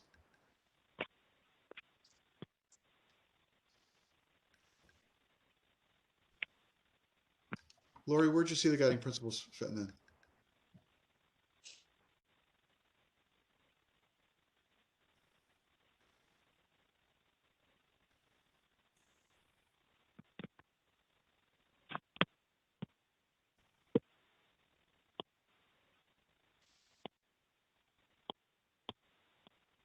Jen, yes, I see the idea is just to just demonstrate that there are many options, yes. And then we can go into the case studies and flesh out a couple of them a little bit. Is that consistent with what you're thinking, Jen? Okay. So the open question is, where do we put in the guiding principles?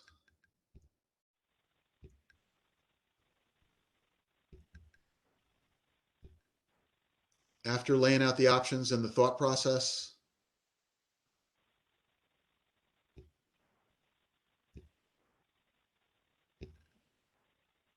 And before the case studies?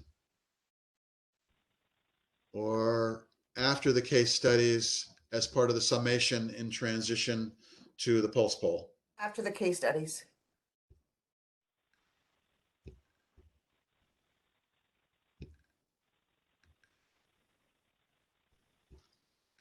Other thoughts? I agree on doing it twice as well. Twice? Yeah, what, and come back to it before you open up. Yeah. Lori, you're muted. I'm not sure I like doing the same slide twice. That's The only that's thing is, I perfectly agree with redundant. Mimi in that it's such an important part that people want to see, that must preserve Old Lyme as an essentially small town. This is the beginning of a community conversation, not the end. I just think both those comments are so important, and I hate to wait till the very end. But I So understand why it should be at the very end, because it's what you want to leave them with. So I kind of like putting it in twice, because they're very important comments. So I could see putting it in twice, but not that close together. So what if I did it up by the timeline? So we did it at the very beginning of the presentation and at the end. I like it once at the end.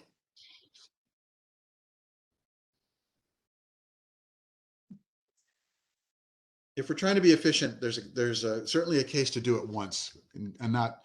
We have enough information in here that's kind of replicated in different forms. And I think this is important to use over and over again each time we have another one of these.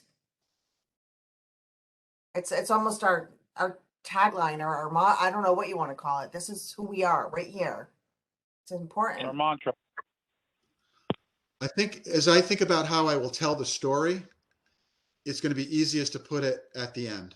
Yeah. And if we replicated it, it would be at the beginning and the end, but not twice within a few minutes of each other. Yeah. I think we could end it on this one and start the next one with it.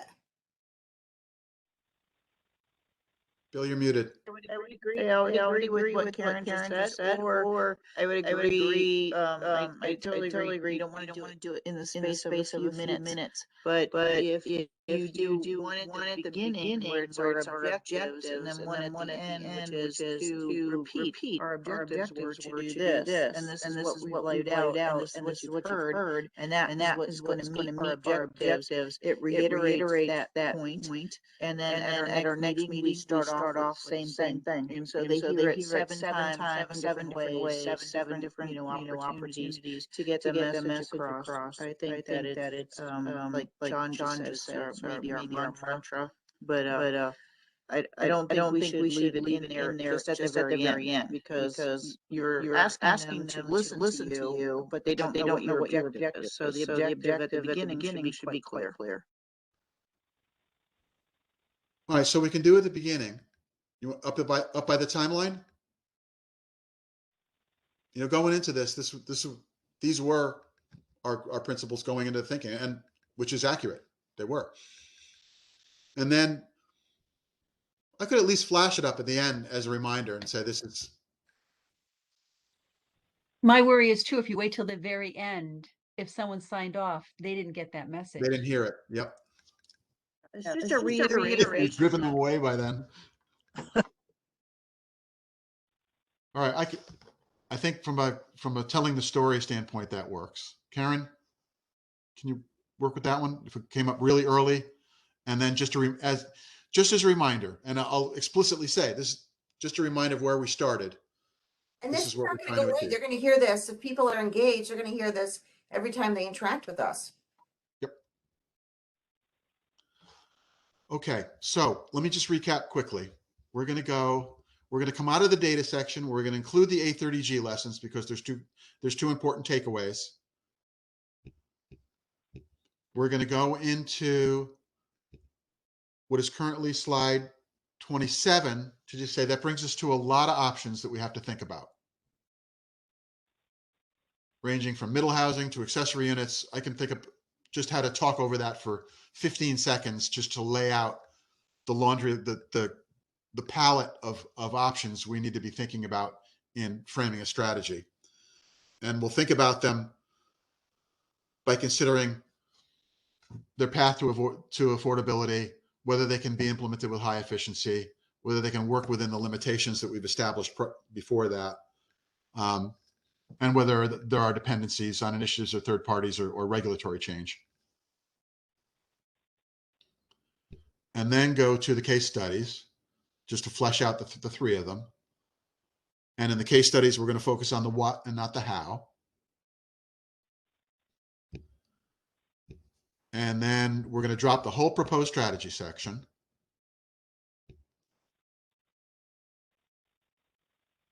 And then we're going to need to drop the summary because there's too much reference to the list of options as semi-baked. So that slide 36 is either needs to be rewritten or dropped.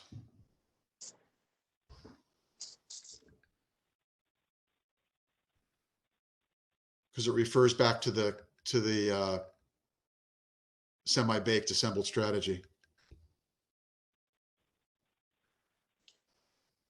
You guys agree? I think I agree, the drop. summary, yeah, if you can hear me, I would drop it as it is. I would, I think you could shorten it and clean it up a little bit, rather than asking questions in a summary and that kind of thing. I think you could make up maybe bolder statements, but I'll have to think about it overnight. Yeah, I'll think about it too. We may need to drop it because a lot, I know when I wrote this slide, I wrote it to sum up the assembled strategy and just refer back to a little bit to the gap, to the premise, the case, but really summarize it's the first word is how do we make progress? So it really depends on a baked strategy. So we're dropping the hows here. And and instead what would go here is the restatement of the principles.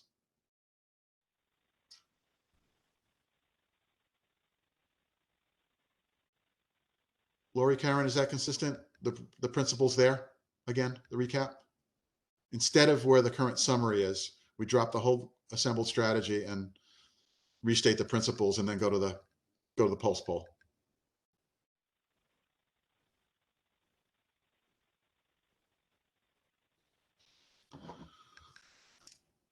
Okay. I think it's a good segue. Bill? You're muted, Bill. Bill, you're muted.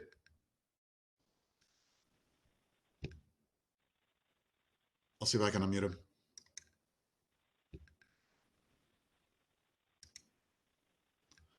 No, I can't unmute him. I can just send him a request to unmute. Bill, we can't hear you.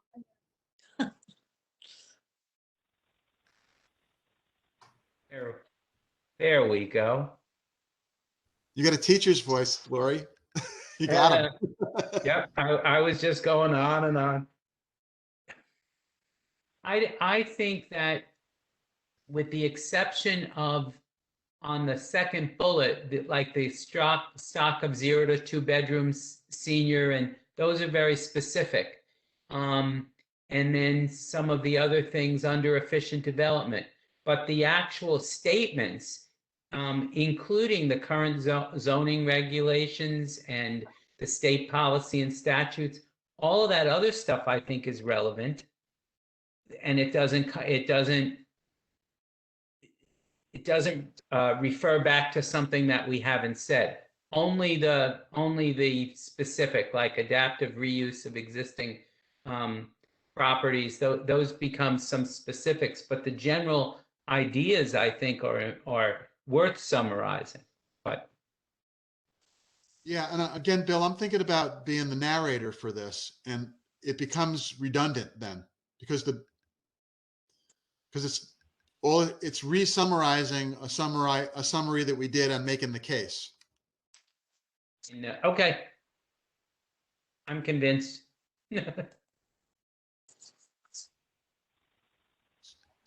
So we eliminate that and go with that opening, what was originally slide 25.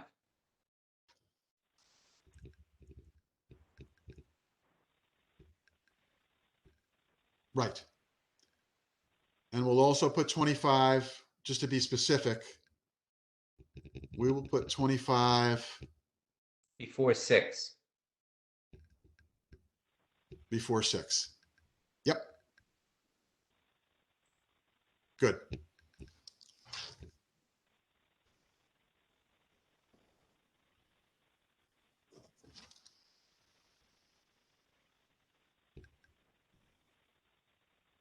You know, when I retired, I promised myself I was going to stop PowerPoint jockeying. It didn't work. Okay. I'll take a spin at this. I'm going to be talking to Rivercog either tomorrow or Friday. I'll get a copy of this to you in the morning. And we'll have to, unless you want to have another meeting, we just go by email between now and then because it'll be pretty well baked at that point. I do, before we break, unfortunately, I want to go through the pulse questions.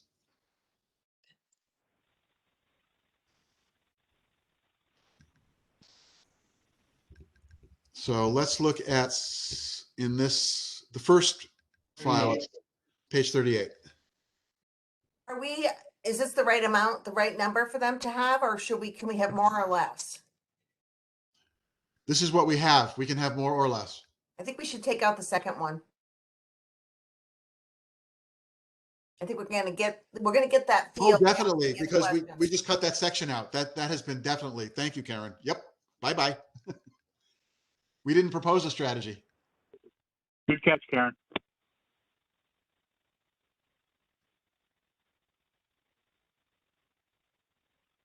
So the first one is designed to just see, do we make any progress toward making the case?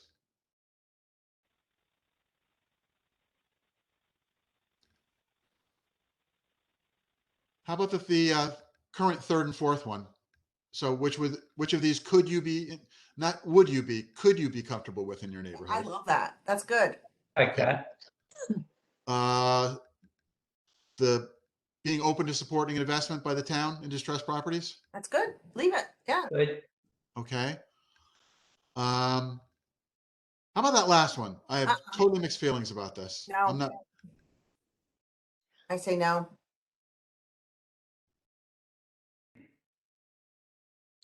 My wife said no, so She's correct. We've moved so slowly for so long. It's like, how much slower could we go? it is. And you know what? Part of it is at the end of the day, we really have to do the middle thing.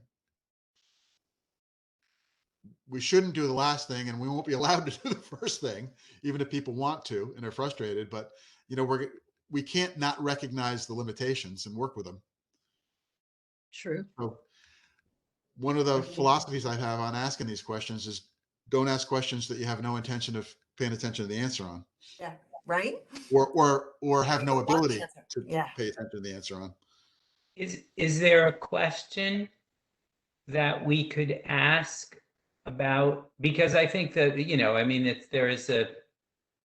we should be moving deliberately but is there a question we could ask about whether their understanding of affordable housing has somehow do they have a better understanding after this presentation? Do we want it to be in any way about the presentation, and do they come out of this with a better understanding of it? Not just affordable housing, Something but along whole that farm of- nature, or do we just want to get their ideas about something?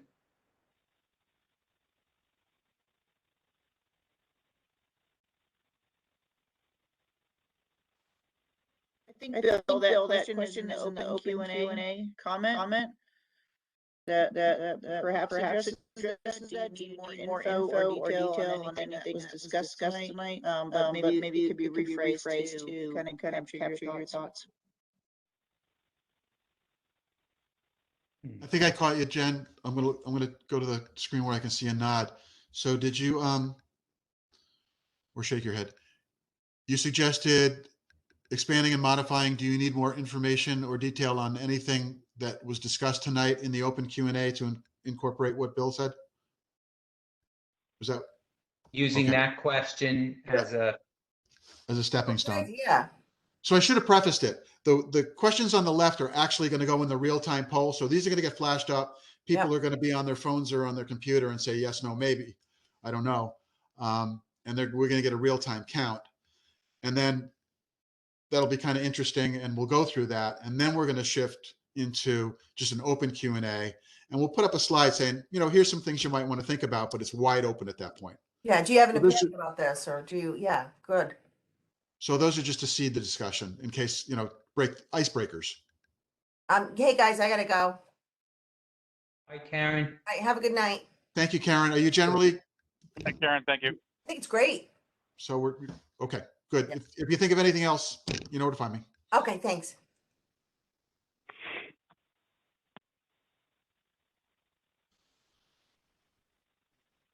All right, so we're We dropping can't hear you, Amy. So we are getting rid of our approach should be. Is that correct? our, The bottom part. here. Yes, I think so. yeah, Good. Susan Because knew she was right. what's Not quick- sure if the last question is a keeper. He's now sure. Um, So the intent, so, and we're dropping the one on responding to the proposed strategy that we never proposed. So the first one is, did we make any progress toward making the case?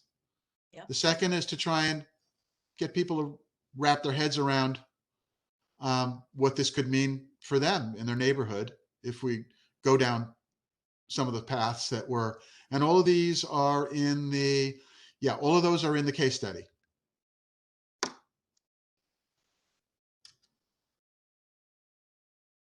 So we just have 3 questions right now. Is that correct? Oh, 4.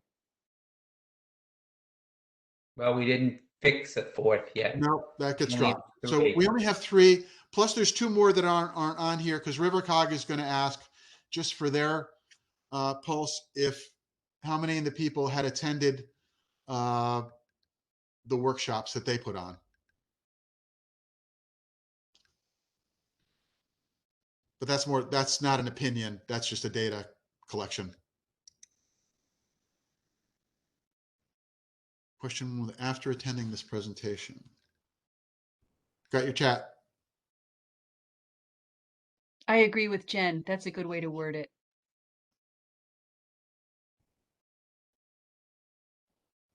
Okay, I don't understand that, Jen.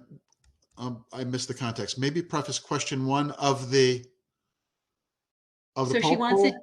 So on number 1, we wanted to say, after attending this presentation, do you believe we need more housing options, including what blah, blah, blah? That Okay.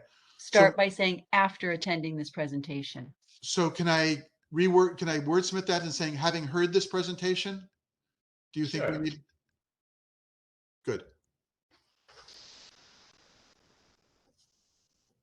I'm really glad I have the recording of this, because my notes are a little inscrutable. Pulse number 1. Okay.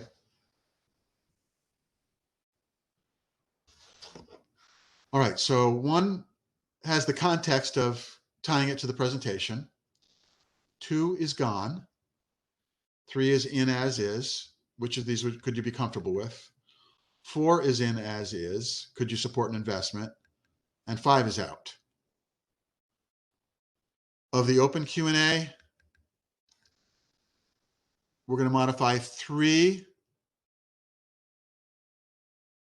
a little bit to incorporate the notion of, how would you word it, Bill? Did you, something around the concept of have they been enlightened? Is that what you're looking for?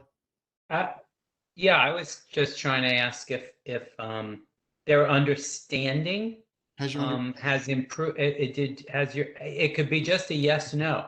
Has your understanding of the of a, I don't know if you would just want to say of affordable housing of the do we want to say the law? It's not because I think we did a good job of explaining what's required, but then also, and maybe it's 2 separate questions, also of the need for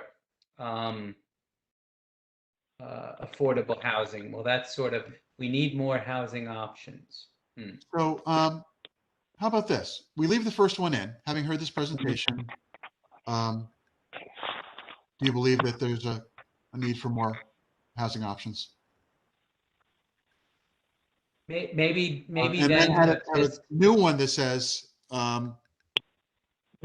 has your understanding of affordable housing improved or changed as a result? Improved as a result of this presentation. Yeah. But I Okay. think it needs to be old And line maybe- affordable housing. What's that? I think it should be old Lyme affordable housing. This presentation is custom tailored to us. We want to say old Lyme affordable housing because But you have affordable housing in other parts of the state that are completely different.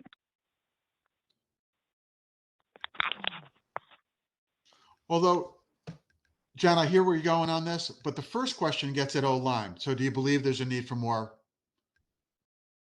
options in O-Lyme?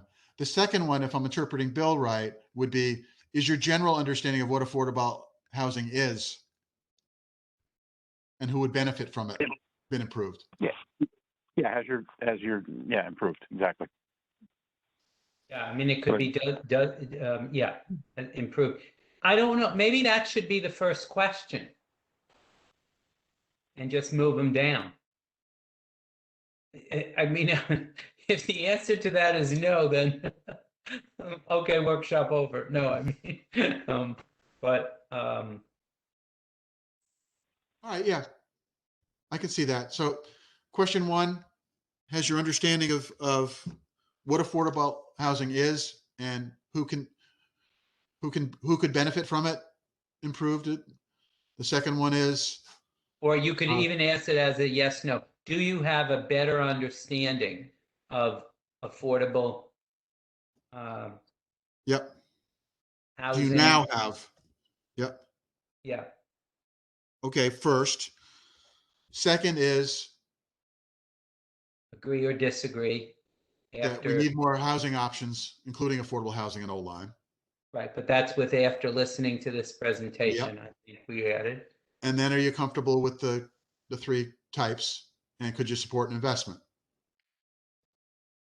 Mm-hmm. Okay. So that would get us back to 4 questions. I like that.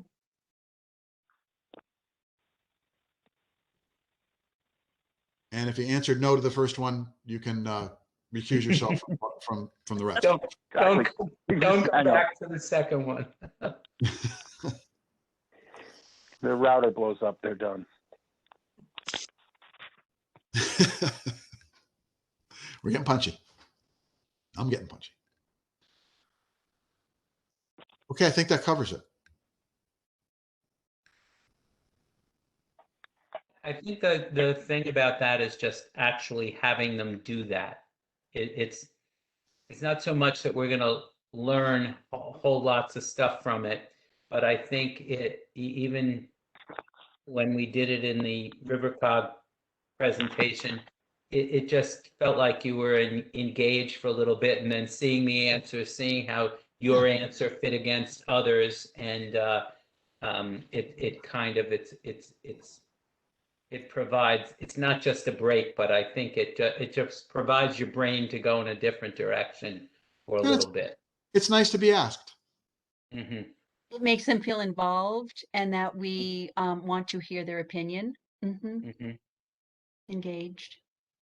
I was wondering, and it would take a little time, I couldn't do it now, but there might be, or maybe RiverCog could help, a ranking question would be an interesting thing where they could put a 1, 2, 3, and 4 next to some kind of a ranking question as to what they think our priorities should be, if there were a way to do that.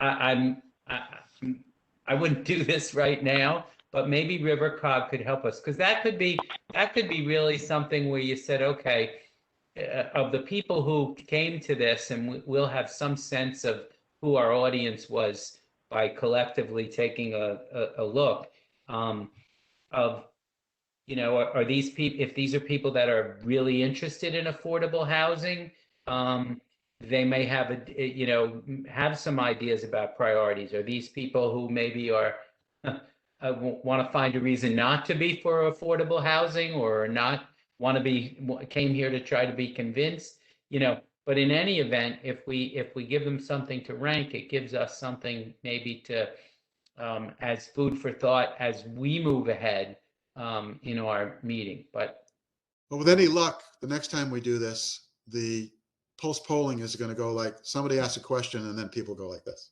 because we're going to be in the same room. yes, well, that's true. With any luck. Although So they we do won't have this actually live with people. Yeah, I've done it before a bunch of times. Yeah, I mean they're kind of fun live.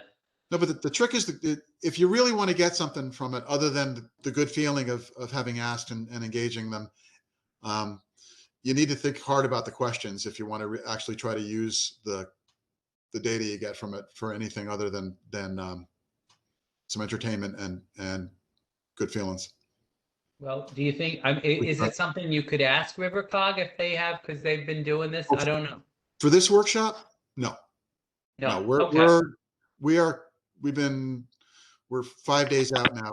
We're Good, done. bringing it to we're going to print on this now.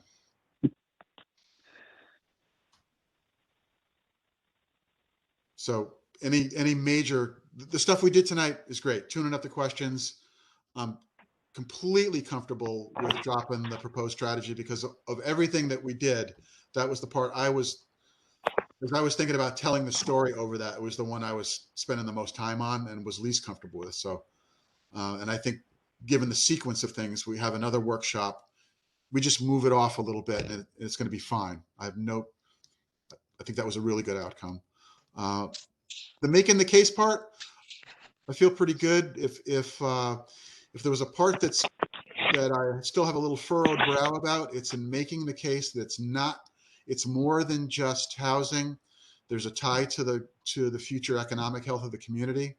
So it's not as important as it is about the people who would benefit directly from housing options. The whole community can benefit from it if we have a more vibrant economy as a result of it. Mm-hmm. So the overall health, and that's something we need to bring home and to probably to carry forward into the next session too. But it's going to take another whole tranche of data, even highly summarized, to start to talk to that. And it gets more squishy because then you're talking about economic indicators and future projections. And it's not as concrete as saying, based on today's numbers, 1 in 4 families in Old Lyme is experiencing cost burden due to housing. So I digress, but that's something to keep in mind. Okay, anything else for right now? I got a page of notes. Please send me anything that, if you'd like to send me some notes, just for the most important things that you suggested, please do, so I can bake them in. I'll be meeting with RiverCog within the next day or two, Friday morning at the latest, because I don't want to go into the weekend without this pretty well cooked. I just wanted to say I will be in Stowe, Vermont next week, so I don't know if I'll be able to tune in. I do have some existing plans, and sometimes internet service is really bad up there. So I'll do my best, but forgive me if I miss being with you. Thank you, Lori, and thank you you just got appointed on Monday, and here you are already contributing a lot. So I really appreciate it. It was a good meeting. Thank you. Thanks. It was only 3 hours too. We had a short one tonight. So have fun, Lori and Stowe. Okay. Thank you. All right. So then I will entertain a motion to adjourn. I motion for adjournment. John Coughlin came in first. Second? Second. Amy. Oh, Amy, you're an alternate tonight. You can't. Bill, sorry. I didn't seat anybody. So Lori, normally when we have a full house. So if a regular member isn't present, we seat an alternate as a voting member. And we have these monumentally pivotal votes like adjournment that people want to get in on. So all right. We have John and Bill. Any discussion? Nope. All in favor? Aye. Opposed? None. Nay. Thank you very much. Motion carries. We are Thank you adjourned. very much. Thanks, Have everyone. a great night, everybody. Yes, Thanks, good Michael. night. Lori, kidding aside, this was an extra long meeting tonight. We normally try to wrap in 2 hours. Two and a half hours usually.